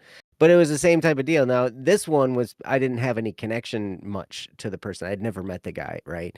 And so there was no reason, I mean, obviously, but still, it's a weird thing. You see people and their emotions are all over the place. It's a very emotional thing for some people. But for some of us, it doesn't affect us the same. It's weird. Mm-hmm. And the only thing I can think of, the only thing I can think of is like, okay, maybe this is a gift. Maybe it's because I need to be something. I need to be a solid person because there needs to be some of them, right? For people who are having trouble that they can lean on in that moment. And so then when I finally kind of started to think through that aspect of things, then it put me in a mind frame of service when I'm at those events. And it's more like instead of me feeling all out of place and all guilty and all this kind of stuff, my mind frame is now changed to who's there that I can help. Who's here that I can go assist in some way? How can I be of service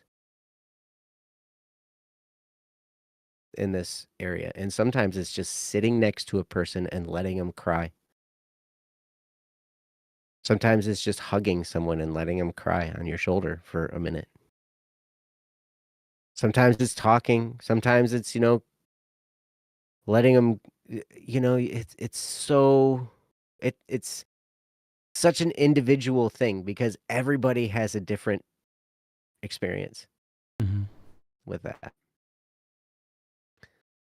And yeah, exactly, cats. The first 3 letters of funeral spell fun. Shouldn't it be? No, I'm totally joking, right? But like seriously. We're there and yes, we're sad that they're gone. But we're also thankful for the time that we had with them. And I always try and think of what would this person want me to be doing right now? You know, that's the convicting thing in my heart. Like this person, when they think about me, would they want me to like stop my whole life and like just stop everything and just not do anything and be sad for a really, really long time? Or would I honor their memory better by being who they remembered me, being who they knew me to be, and living, right? And in my opinion, I think that we honor someone's memory much, much better when we pick up and we live. Mm-hmm. It's okay to grieve. It's okay to stop. It's okay to mourn. All these things are great. And I mean, they're necessary. But we all do it in our own particular way. Some people hold on for years and decades, and it creates an issue that can last for a long, long, long, long time. But until we can learn to let go and move on with our lives, I don't feel like we honor that person. We don't honor somebody by staying in the dumps for years and years and years. We honor them by living the life that we're supposed to live and who they saw us as. Because I figure if somebody loved me, they would want me to be me and live out the life that I was designed to live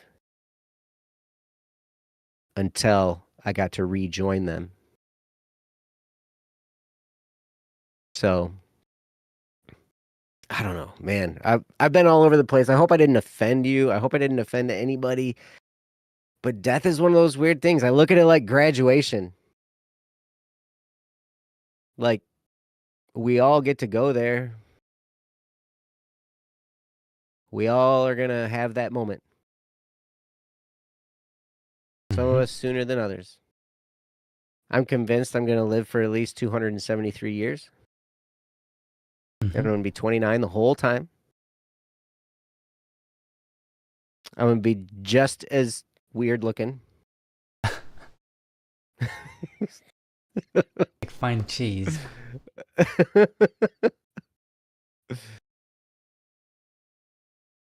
But Baka, it always helps to have someone dial 911 at the funeral for some comedic relief. What? Oh my gosh. Uh, and yes, the people that crack relevant jokes at funerals are the best. Yep, I agree. And Kishan says, I can break down later, but I don't want to do that in front of my family. It doesn't really help me in the grieving process, so I just don't. Mm. You know, all of these things are very valid, and these are all, these are our own personal responses to this. And we're all a little bit different. But the thing I'm really, really trying to get at here is I hope that what I say can help calm down the feeling of your guilt, because there's no reason for you to feel guilty. There's nothing wrong with you. There's nothing bad about you. It's just how you're processing it right now. And it's okay to be where you are. And again, I'm so sorry, because I know the loss of a loved one is very, very difficult, especially that close of a loved one. I have not lost either of my parents yet. So I can't relate to that level. But I have lost close friends. And it's an interesting experience, I'll tell you that. But it's one where we can come together and we can support each other and we can be ourselves, and we can do what we're there to do. So anyway, that's about all I have to start with, at least. I'm going to turn it over to Ryan. Ryan, hopefully you will have something much more poignant and comforting to say. Well, I think that you're right on the spot. You know, it's important for you to realize, Vander, that you're not a monster. You cared, you had compassion, that's obvious. And it's just because one person cries doesn't mean you have to. Doesn't mean you cared less just because they cried. And maybe you cry over something as silly like a romance movie, but you don't cry over a funeral. That's okay too. I That's swear fine. at romance movies. Well, there you go. But he doesn't swear at funerals, so I think that's okay. Well, it depends on the funeral. Oh, okay. Well, I guess maybe he does. Well, yeah. Anyways, I think I'm kidding. you should know that there's nothing wrong with however you processed it. In fact, maybe it was very good. Like you said, you intentionally, to some degree, were protecting you and your brother and so on and so forth.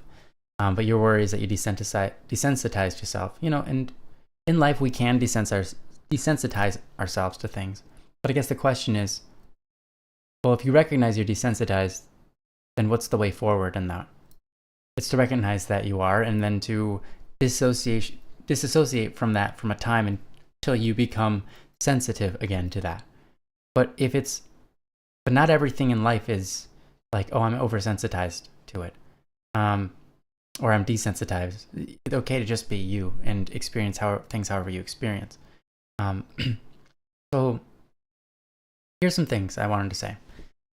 You said one of the things that you couldn't make peace with was, why didn't you break down? And the idea that you haven't shown enough sadness and suffering. I have a great amount of respect for you for knowing that your sadness and suffering is a response to value. The reason you feel sadness and suffering, or the reason anyone does, is because there's an associated value. Especially when it comes to a loved one, right? They're dead, and you're going to feel sad and suffer. But no amount of sadness or suffering is going to, well, of course it's not going to bring them back, but no amount of sadness or suffering is going to equate to the amount of value that they are. Because you would have to suffer and feel sad for the rest of your entire existence, or at least for the rest of your entire life, right? And then before that even happened, right? It's inequatable, because it's not the point. It's not the point. I think, you know, it's important that you understand you've already suffered. But it's also important to move forward.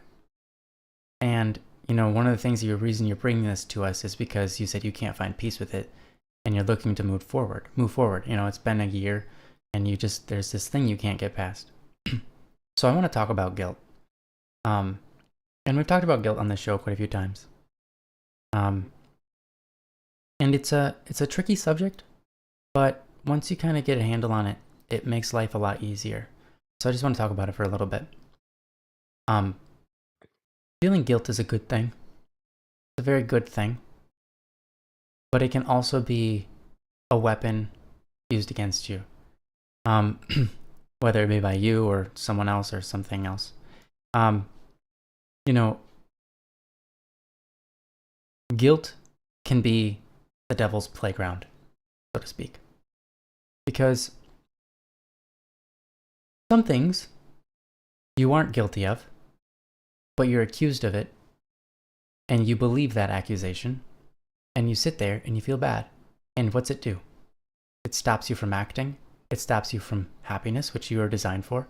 It stops you from being able to love at your maximum capacity. It stops you from just moving. That's not good. And now there are other things that you have done that are bad. And those thoughts, those guilts, can do the same thing. It doesn't mean guilt is bad. Guilt shows us that there was a better way. Guilt shows us that we can be better people. Guilt shows us that, there's a chance for us to improve. But if we don't utilize guilt for that cause, a lot of times what we end up doing is using guilt to destroy ourselves and do the opposite of the reason guilt exists for. Instead of moving forward, we end up not moving at all or even moving backwards. And so when you experience guilt, you have to ask yourself, where's the value? Where's the value in guilt? Where's the value in the lessons I've learned? Where's the value so that I can move forward? What can I do to move forward? Guilt isn't meant to be there for the rest of your life. It's meant to be there for a time so that you can be ultimately the best person you can be, the best version of yourself.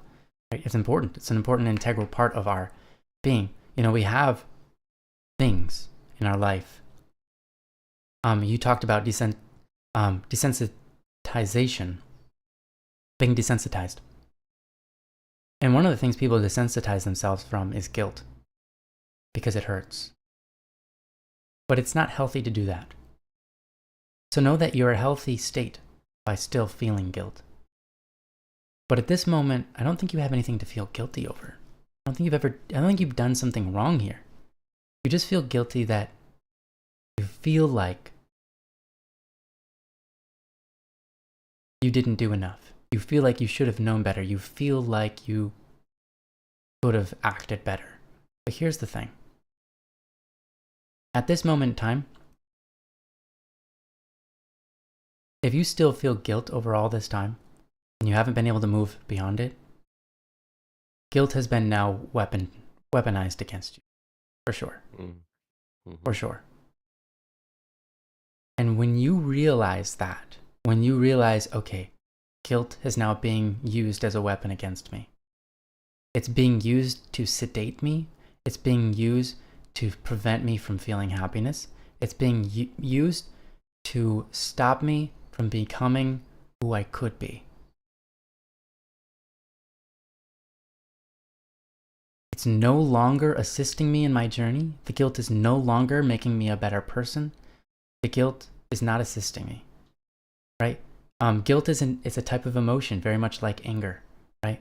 Anger can be used for good if you use your energy that comes from anger to do good things. And guilt is the same.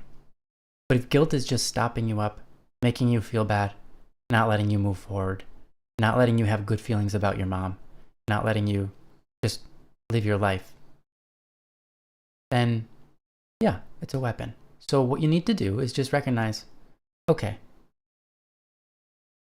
I have clung to the darkness. I have attached myself to the abyss of something that I don't have control over. I can't go back into the past and change it.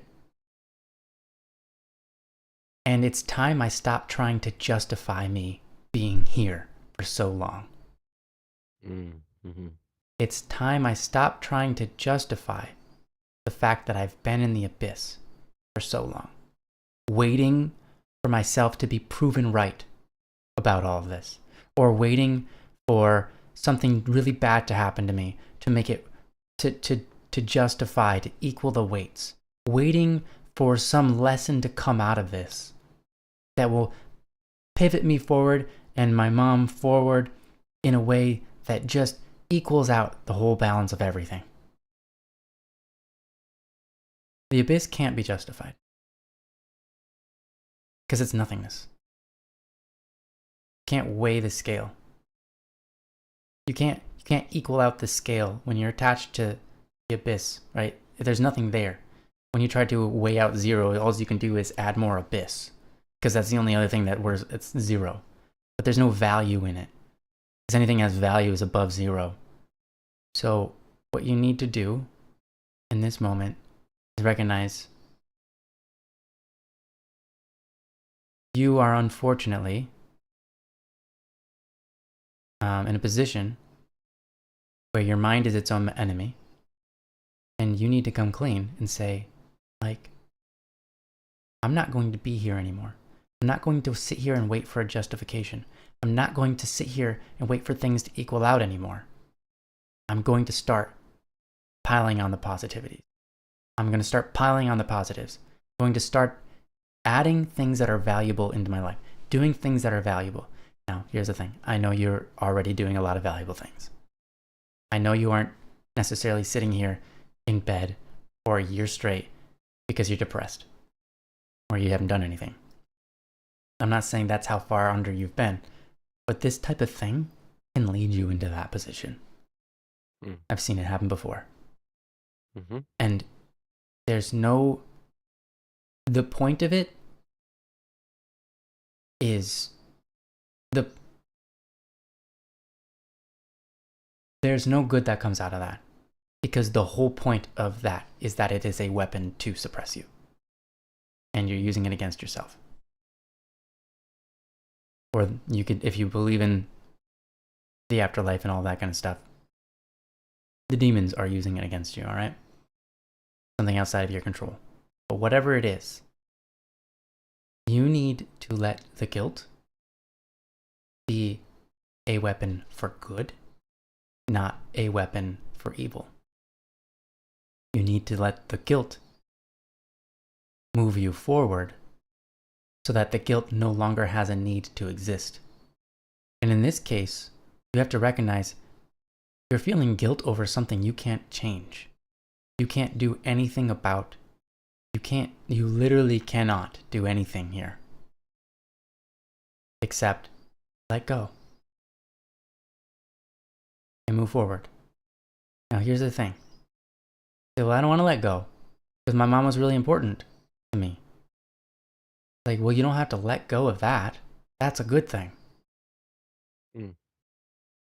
Don't let go of that. That's good. What you have to let go of is the guilt, thinking that you should have done more, or you didn't do enough, or whatever that is. Who's to say you could ever do enough? You can't. What's the point of thinking those thoughts and just sitting there forever? There isn't one. Like Joe said, your mom, they loved you. They're going to want your happiness. They're going to want the best life for you. I mean, there is no possible way that she's thinking, well, what I really want for her to do is just sit there in sadness and suffering and cry and break down. That's what I want her to do. Now I know people who wanted, who I can imagine wanted that. Yeah, right. There are people who would want narcissists. Yeah, there are people who want that, but I can't imagine your mom's one of them.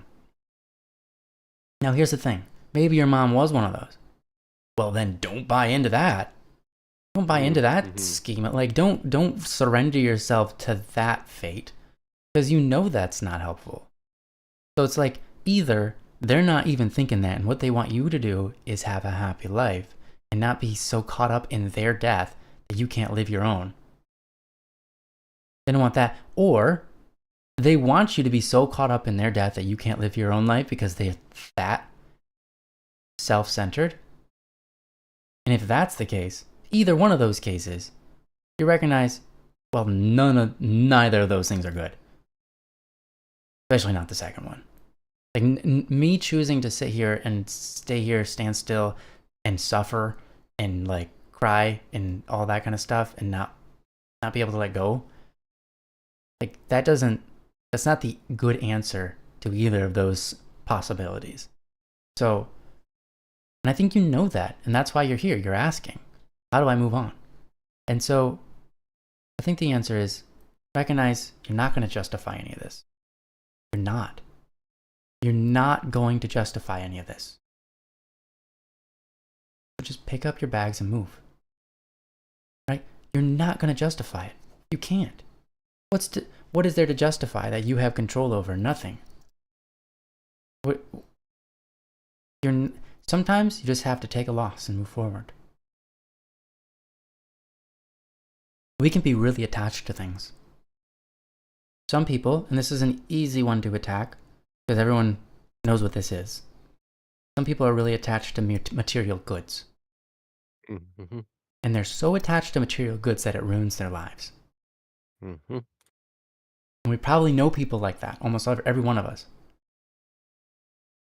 The best thing that they can ever do is give away their material goods.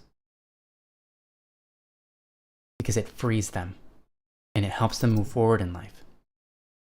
And to remove that attachment is like, oh, I can live again. It feels so good. But it's so hard to do that.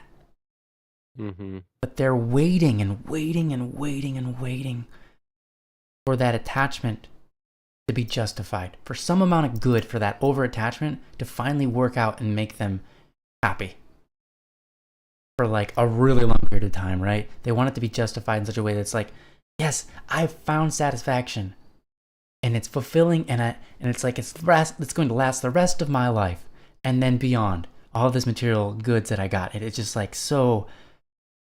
It's never that way, right? It isn't that way. And we can be attached to all sorts of things. And sometimes it's important to just take a loss so that you can be free to move on and be happy. And again, I don't mean snuff your mom out of your life. Because that's a good thing that she's there. Good thing. All the memories, all the goodness she's instilled in you. Very good. Very, very good. All the love, that's like the most important thing, right? Take that with you, of course. But this guilt thing, this waiting to be justified, this waiting to break and suffer so that you can equal the scales, just recognize like, okay, yeah, maybe I wasted my time there. Get up and go. Be free from it. And here's the thing. Did you waste your time? No, nothing's a waste of time if you can make it good, right?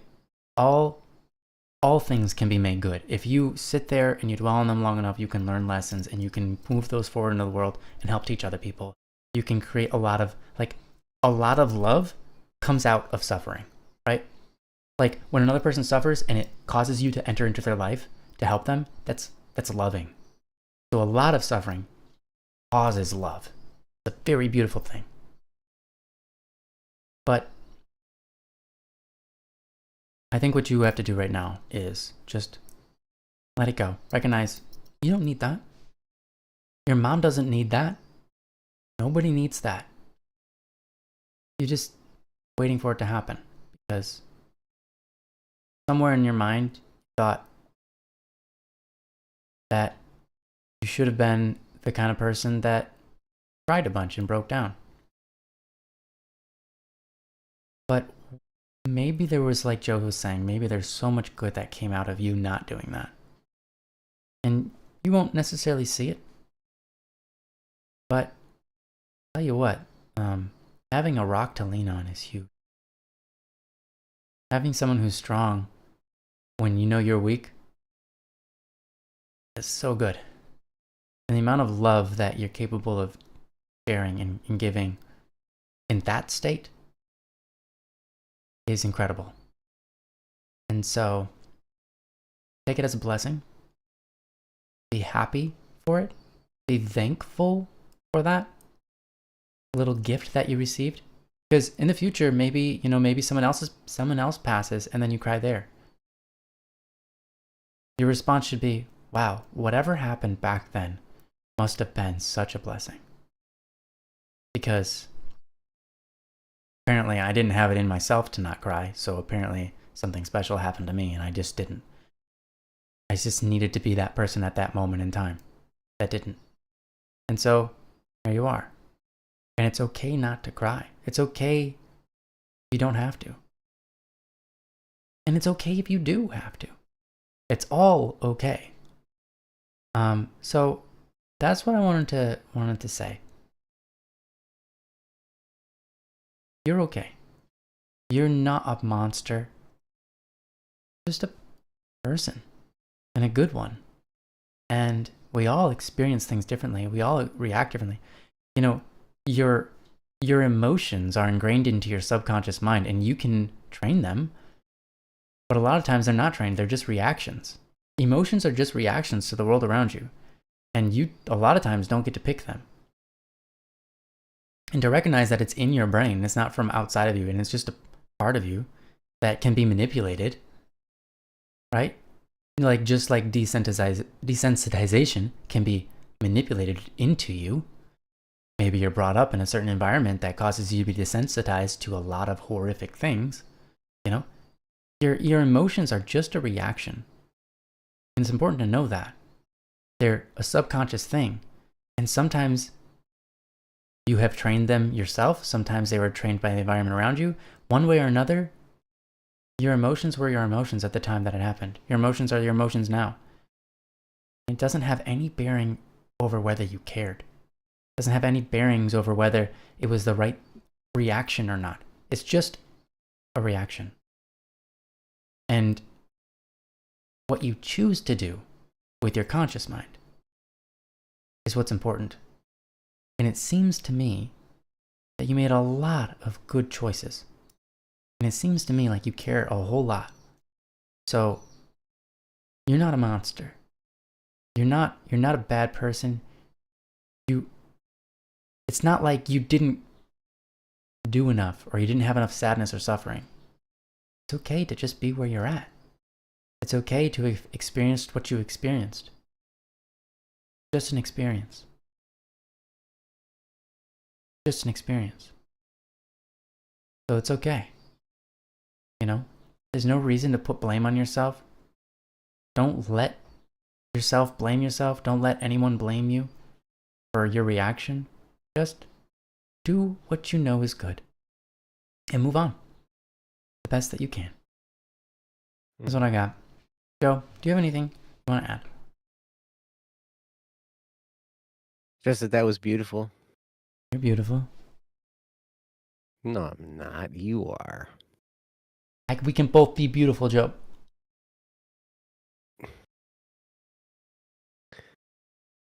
Not when you're around. What does that mean? Not that terrible of a person. No, I love what you were saying, Ryan, and I love the idea. And Kishan, you said it really well, in the chat. Also, I could have a spin on what you said. I want to become the person they knew I could be. Yeah, I do like that. Mm-hmm. And I sit there and I think about this, and I'm like, I know I'm a Catholic, and so when I die, I'm supposed to have this like Catholic funeral, and they're supposed to do all this pomp and whatever. Do all this Catholic funeral stuff and the incense and the da da da da da. I'm like, you know what? Just chuck my body in a garbage truck and just get on with your lives. Like, seriously, I don't care. Like, whatever. Oh, man. Well, fair enough. I get it. I get it.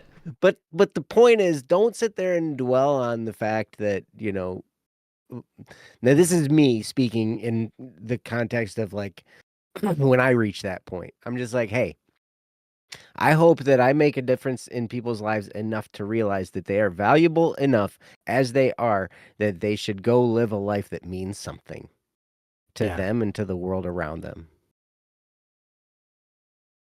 So, I mean, like, so I sit there and like, if I was there, hovering up in the air around the funeral at my funeral, I'd be like sitting there like, why are you all still sitting here? Get up and go do something. Like, why are you all sitting here looking at me and crying? Like, go do something. Like, go be who you're supposed to be, but I mean, I don't know, like that. Again, this is just me and my weird relationship with death, I suppose, where it's just, to me, it's a transition. We don't lose the people. We don't lose them. They're still with us. They're still in our minds. They're still in our hearts.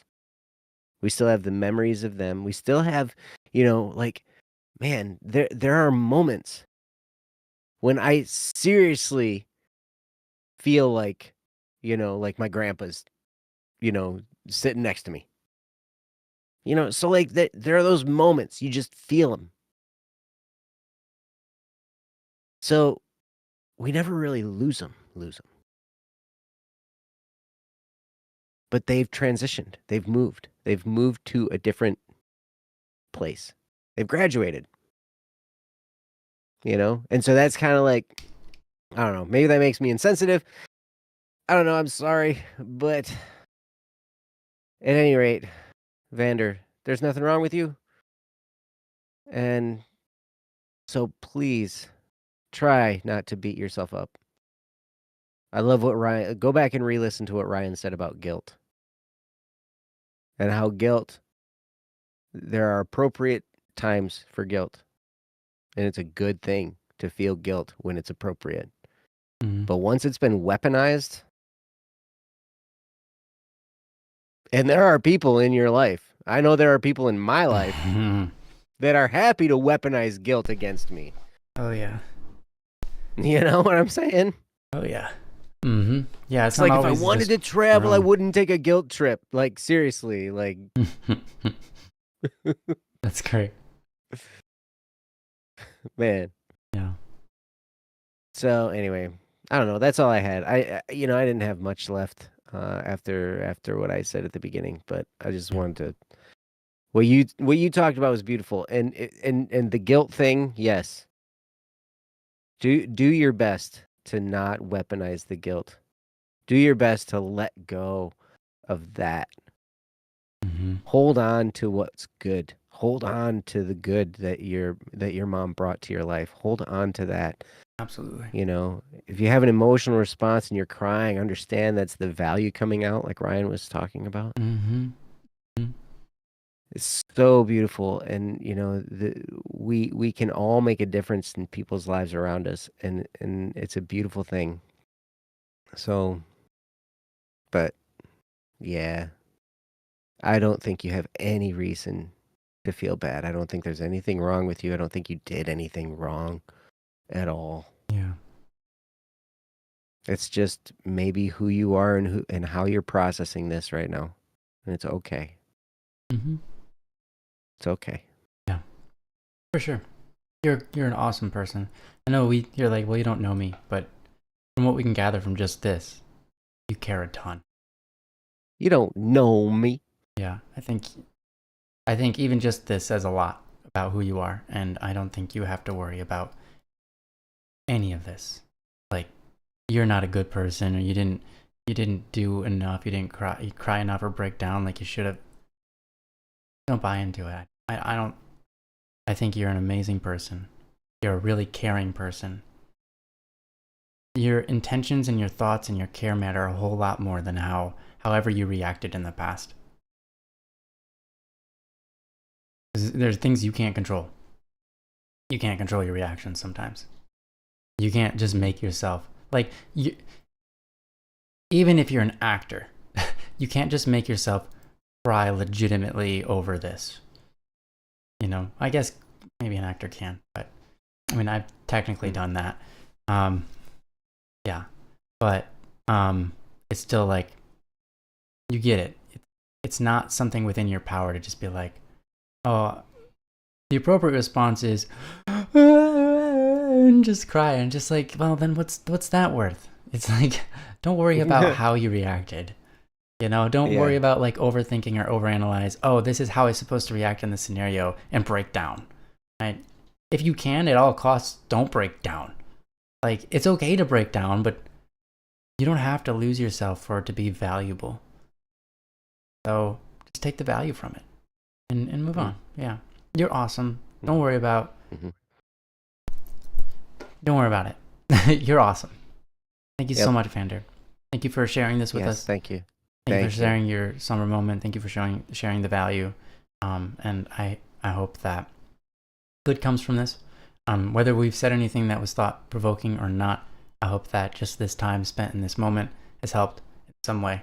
But yeah, thank you so much again for sharing this with us. And anybody else, if you have a topic you'd like us to cover, you can go to don'tworrywednesday.com and post a topic. We are running low, so please feel free to share.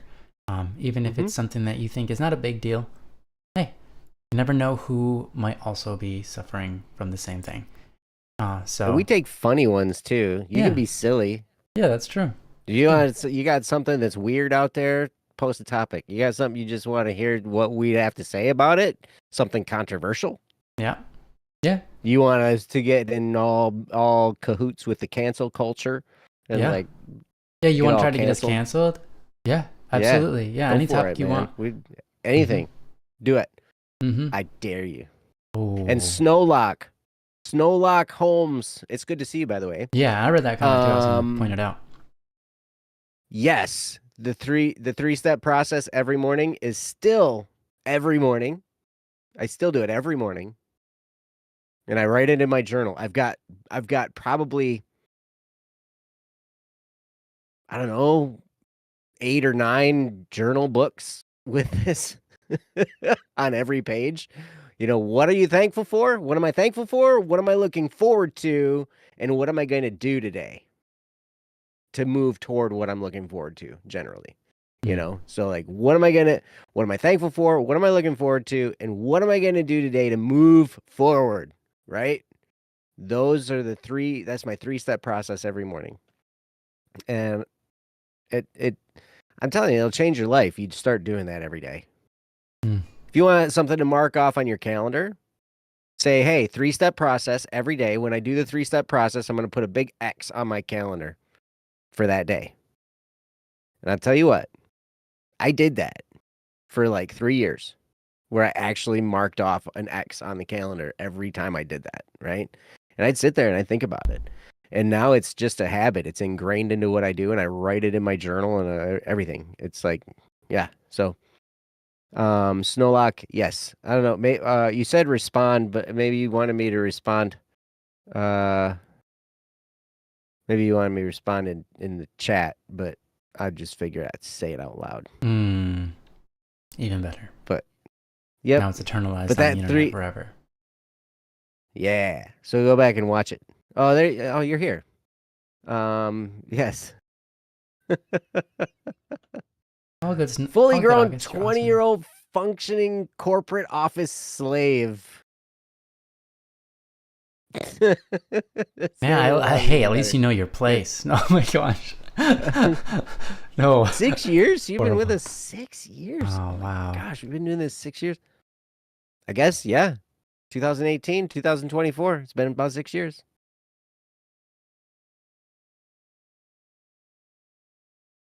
It was May of 2018 that we did our first Don't Worry Wednesday. Wow. Snowlock Holmes. We passed the 5-year mark, man. We've outlasted most marriages. Wow. Look at us go. We're zooming.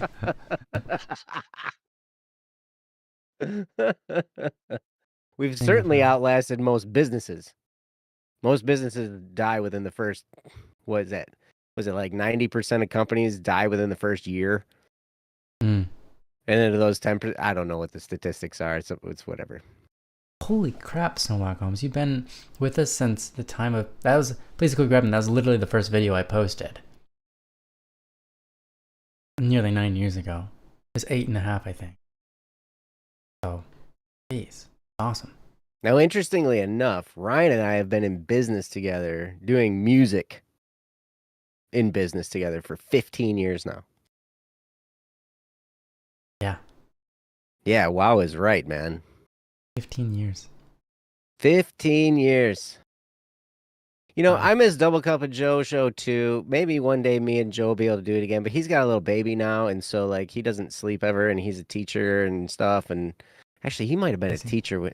No, he was an accountant. He was an accountant when we were doing it. Yeah, he was an accountant at that point, but it bothered him to get up that early. Yeah, he hated it. He did it. He did it every day except for once or twice when when I did the show by myself. That's great. We're gonna have a single cup of Joe today. Yeah. Yeah. Hey, sometimes you need Joe's just gonna agree with everything I have to say because he's not here. True. One Joe speaks. When all other Joes are not present, Joe speaks for Joes. That's right. That's right. Well, I'm glad. Hey, Snowlock, I'm glad that we were helpful for you. I'm glad that yeah, even when it's not your topic. Yeah. Well, that's the thing. Like a lot of times when it's somebody else's topic, we gain a lot more from it because it's like, oh, I would have asked that, or I never even thought to ask that, but now I'm curious, or whatever, whatever. Yeah, Kishan, So, yeah, I saw that, and it's so cool. Little Raindrop has a great story. Maybe someday we'll be shared, but thank you guys for and just being now with us for so long, so many years. I know, and thank you guys. Now there's new merch in the store. Oh, yeah, that's right. And I have no problem promoting it because You don't I have want to to put ship it. Ryan to work. I That's wouldn't okay. mind shipping it. I had a conversation with your brother about this today. Like I wouldn't mind, but I just want to be in on the conversation. Yeah. Like Oh, yeah. that's the thing. I Mhm. don't mind shipping stuff, Mhm. like Yeah. Yeah. because now that this new signed, it's actually really really cool, like signed artwork, Mhm. from Static P and Yansai, and I'm like looking at this, I'm like, that is such a great idea, and it's boosted like now people are coming to the store and buying other stuff, so I've been busy in the shipping Oh, department too, more busy, nice. Nice. more busier. More busier. Ryan, hold it up, it's cute. Yes, Ryan, hold it Oh, up, it's cute. Where is it? wife, You I got need I know you. you have one. Hold Where on. is it? Hold on, Obi. Quick.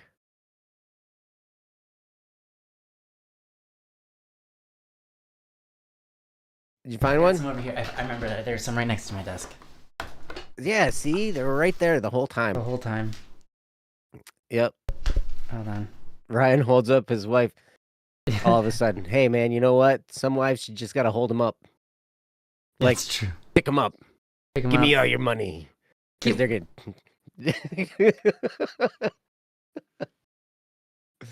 Oh, Yeah, look wow. at that. So what's really cool about these is first they feel really amazing to the touch. I don't know Do why. They they? just feel so good. They're like a really fun, soft, like It's like actually felty kind of touching a material. girl's Not felt. face. Like, you, like, Yeah. And in different light, they show up differently. Like when you put them out in the sun, they get they're like super vibrant, like they're glowing. And if you put them in like a dark room, they look different. Like their colors change a lot. Yeah. So, yeah, feel free to go to our Shopify or to my coffee and get it. If you didn't know, I have a coffee. I have a coffee, and that's where I post most of my stuff most of the time every week. yes. But read the instructions. Mm-hmm. Because those ship from Australia. Every other bit of merch ships from the United States. And so you will have to place separate orders. If you buy artwork and something else, you will need to place separate orders. Mm-hmm. There is no shipping charge on the artwork, correct? On the prints? There's no charge, yeah. There's no shipping charge. No So shipping those charge. ship for free. Mm-hmm. Anywhere in the world. Right. Even, well, we can try to ship them, but like if you Even order outer from Slobovia. Slobovia, if you try to ship from like 400 miles north of Kiribati, we'll put it down, but I can't promise you're gonna get it. 400 miles north of Kiribati. Mm-hmm. There needs to be an address. Which is literally in the ocean. Well, yeah. Do coordinates that work? there would not be an address. You can't. I don't know. We have to call FedEx or something. Like, hey, can you guys like do an airdrop in the middle of the Pacific Ocean at a coordinate? Yeah. How much would that will cost? Be like, you need to get the military involved, my friend. Yeah. Mm-hmm. Shipping's pretty intense. Yeah. Super Neon Blue is the one handling most of the shipping. All I'm doing is signing it. She did all the awesome artwork and. So she cool. Did. Those look so great. They do. They are so cute and they look so awesome. Yeah. Thanks, Joe. Thank you for bringing it up and supporting. Yeah. Mm-hmm. Mm-hmm. Well, of course. Yeah. It's awesome. We're excited. Yeah. It's proud of cool. you guys. I'm excited about them too. Mm-hmm. Yeah, I just to shipped know what out they feel like 4 you get 'em in. boxes yesterday. I took 4 boxes full You of took merch. 4 boxes full of merch? That's awesome. Yeah. Wow. Yeah. I hope people are excited to get their boxes. Boxes. Yeah, it's so funny too because people like somebody bought like the same person like 2 minutes from each other, like bought a CD and a book. Oh. Same person, same address, all this stuff, right? Uh-huh. And paid for 2 shipping shipping twice. charges. And I'm like, I sit there and I'm like, so maybe do I email them and ask them, do you want me to ship this in the same box? And then I'm like, well, but then I'm gonna have to call Kyle and figure out how to refund part of the shipping money and do all this kind of stuff. And they already paid for it and they already did it. And maybe they want 2 boxes. Because who wouldn't? Maybe they wanted 2 boxes. Yeah. Right? Maybe. Is that I got infinity boxes, and I feel sad every time I have to send one. Yeah, right? Because one leaves me. I'm materialistic. I gotta have my boxes. Yeah, and they're so valuable. They're like the most important character on all of Criminal Idol. It is. Is it advertised that they get a box? I don't know. Maybe not. Okay. Well, this person would have to be in the know to know that. Every Criminal Idol merch order gets a free box. Yeah. Hopefully yours isn't destroyed in shipping, but they will come to you with box on them. What is a box? Have you ever seen Criminal Idol, Kishan? Box was going to be the bomber. Box was like accused of being the bomber. And wow. Where did Box first come in? Episode 2. So Episode 1 being detective. We never know where life might take us. Yeah, life might take us, right? Yeah. That was the first place where Box showed up. Mm-hmm. Yeah, it's literally a cardboard box that has Box written on it. That's it. Yeah. And the girls were inside of it. And the whole thing was that, like, why did you write Box on the... My brother asked me first. He was like, why did you write Box on the box on that? I'm like, because if I wrote Box on it, people would know that it's a box. But if I didn't, it just looks like a flat piece of weird color. Who knows what it is? You can't tell. Yeah. So I wrote Box on it, and all of a sudden it tells you what it is, and your brain makes sense of it. And so he's like, okay, that's pretty cool. And so then it ended up becoming pretty popular. Yep.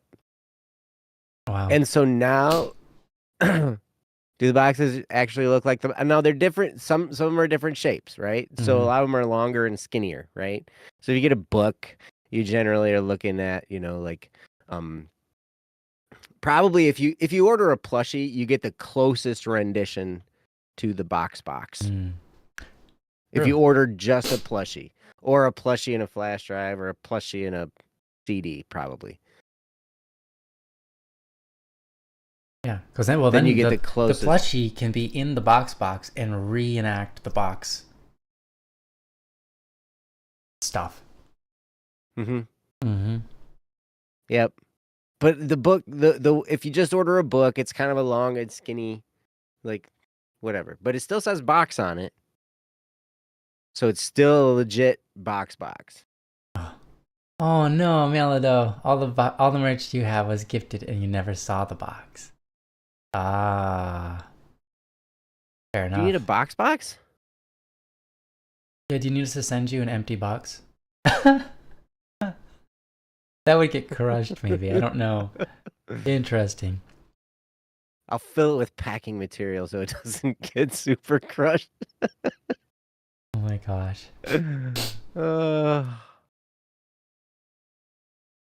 They're really small. Yeah. Mm-hmm. Yeah, that'd be funny. Like at the end of Criminal Idol, it just zooms out and is like, by the way, this whole thing takes place in this world that's incredibly small.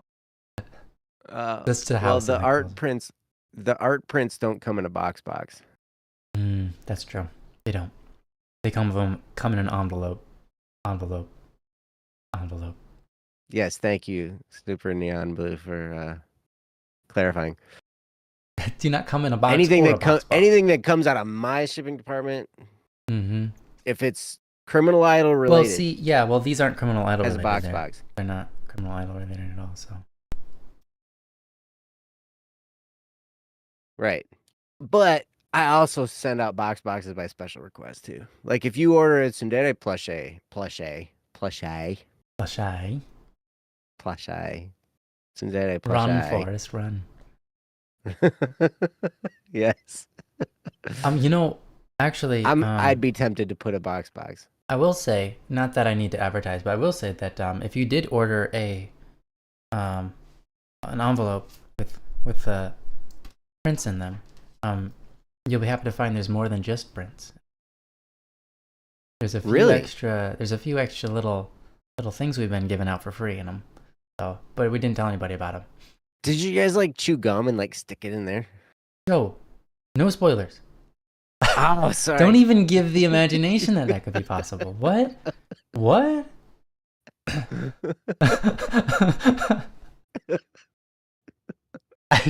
Oh, you told people. Oh, okay, good. I'm glad you told people. You're gonna be like Sweetwater and send candy? Actually, no, because if it's gonna fit in an envelope, that probably wouldn't work. You're right. It has to be a certain thickness. So we could send like certain kinds of taffy because they're thin. Yeah. I mean, Sweetwater candy is garbage anyways. August. Oh, man. Guacamole. Sweetwater is the goat for that. No, Sweetwater is not the goat for that. Sweetwater is the goat because they're the goat. The candy is garbage, man. Not even your kids will eat it. Okay, they send Smarties. Smarties are good. Sometimes, once in a while, you get some Smarties in there. Most of the time, it's like apple flavored Tootsie Roll, and there's bit of honey like galore everywhere. I like bit of honey. You like bit of honey? Then I'll send you. Well, wait till you come back to Michigan. Yeah, it'll still be the same. It'll still be hard and not chewy. Hold on. Nasty. Hold on. For you. I like bit of honey when it's not stale. I like Tootsie Rolls and when it's not stale.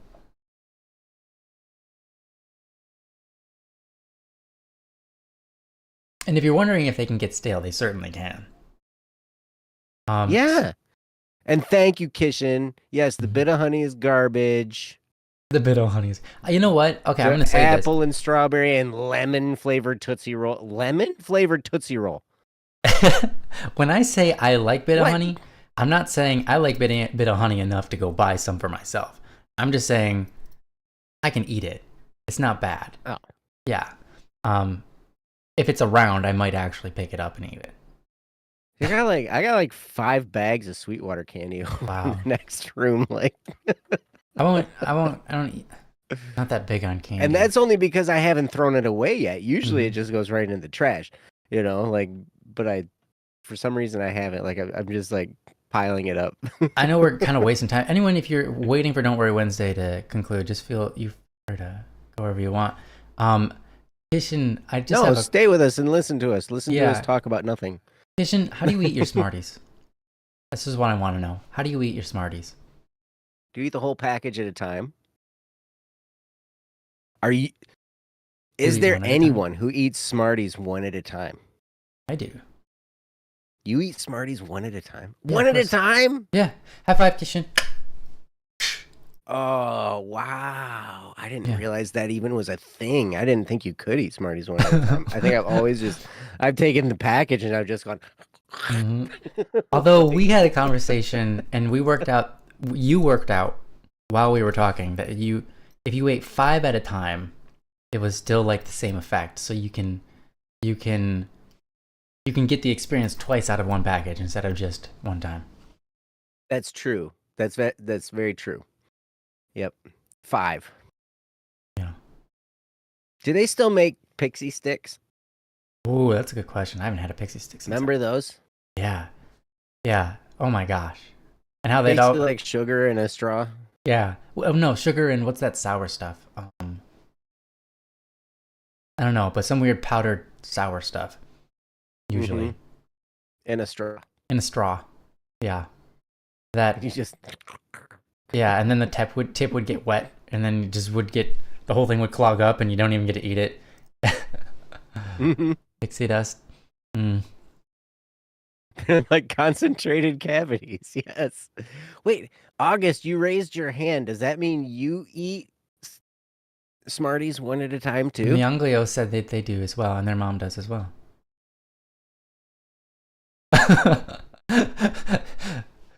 Y'all are weird, man. Yeah. Those things are like concentrated cavities. Oh man. Yeah, right? I am in fact insane. That's okay. Hey, you know what? The beautiful thing about Smarties is you can eat them however you want. You can put them in a bowl, and you can put milk in the bowl and eat it like cereal. And it's a lot like... When you said that, you just reminded me of something terrible. You just brought up Pixie Sticks. I remember when I was in middle school, there's this kid on our bus who was in high school, and he thought it was a great idea to snort a Pixie Stick. What? That's not a great idea. No. That's not a great idea. Not at all. Do not do that. No. Yeah. Like his eyes. Have I met this person? His eye got bloodshot. Like he just like was like crying. Like it was a horrible thing. Like he wasn't cardball crying. He was just, he couldn't stop the tears from coming out of his eye. Well, yeah, it's like, and it was just like never the same. Like yeah, crazy. No, he was always that way. So he was the same. He was always absurd. But like, yeah, that's what he chose to do. Yeah. Oh wow, had fun. Oh my gosh, a kid at Bible camp took 6 Pixie Sticks, 3 Fun Dips, and a pack of Mountain Dew. That is so much sugar. Wow. I've never seen anything like it. I genuinely think he would have been safer with meth. Oh no, Kishin. Oh man. Oh, August, you saw that? Yes, in the Static P Friends Discord server, because I put it up late and I put up the link when Ryan was in the middle of talking. Oh no! Like you were making the most hilarious face, man. Like... Perfect. Nice. Oh yes. Yeah, it can be one of your official messages. Absolutely, meow. BSS online store. Get a box with every order, except for the prints, because they don't get a box. But yes. I don't know if you want to change it too much, but you could say get a box with every Criminal Idol order, and you put CI but I'll probably send a box with the Tsundere plush. I think I probably still write box on the box when I send a Tsundere plush. You know, and that's handwritten by me. So handwritten box. You can with love. It's basically signed. With love and affection. It's basically signed by Joe. It's 3 letters. And there's an O in the middle. Yeah, JOEBOX. Yeah, it's like I mean, and the X looks the same as an E. It's basically if you blur your eyes a lot. Thing. Yeah. Box, Joe, same thing. Right? Well, I think that's great. Get a box with every order, except for Prince. Wait, who's calling me Roundsai? Roundsai is my new name. Because, so someone... Roundsai. Yeah, someone posted, which I had thought of it before, but someone posted on the Nyansai server. They're like, I hope Nyansai keeps her last name so that she can stay Nyansai and he can be Roundsai. Because it looks like exactly the same, because R and N look so similar. They do. It's yes. It's so true. You guys are awesome. I love hanging out with you guys. Yeah, Kiri. Yeah, you're right. Who? Oh, a person on her server. Gotcha. That's great. You know, you guys have any children? You got to name your first child Ryansai. Yeah, wow. Boom. BS online shop, home of Static P merch. Get a box with every order, except for Prince. Perfect. Awesome. Perfect. And there's the link. Dude, nice job with the emojis. That's awesome. Yeah, man. Beautiful. Brilliant.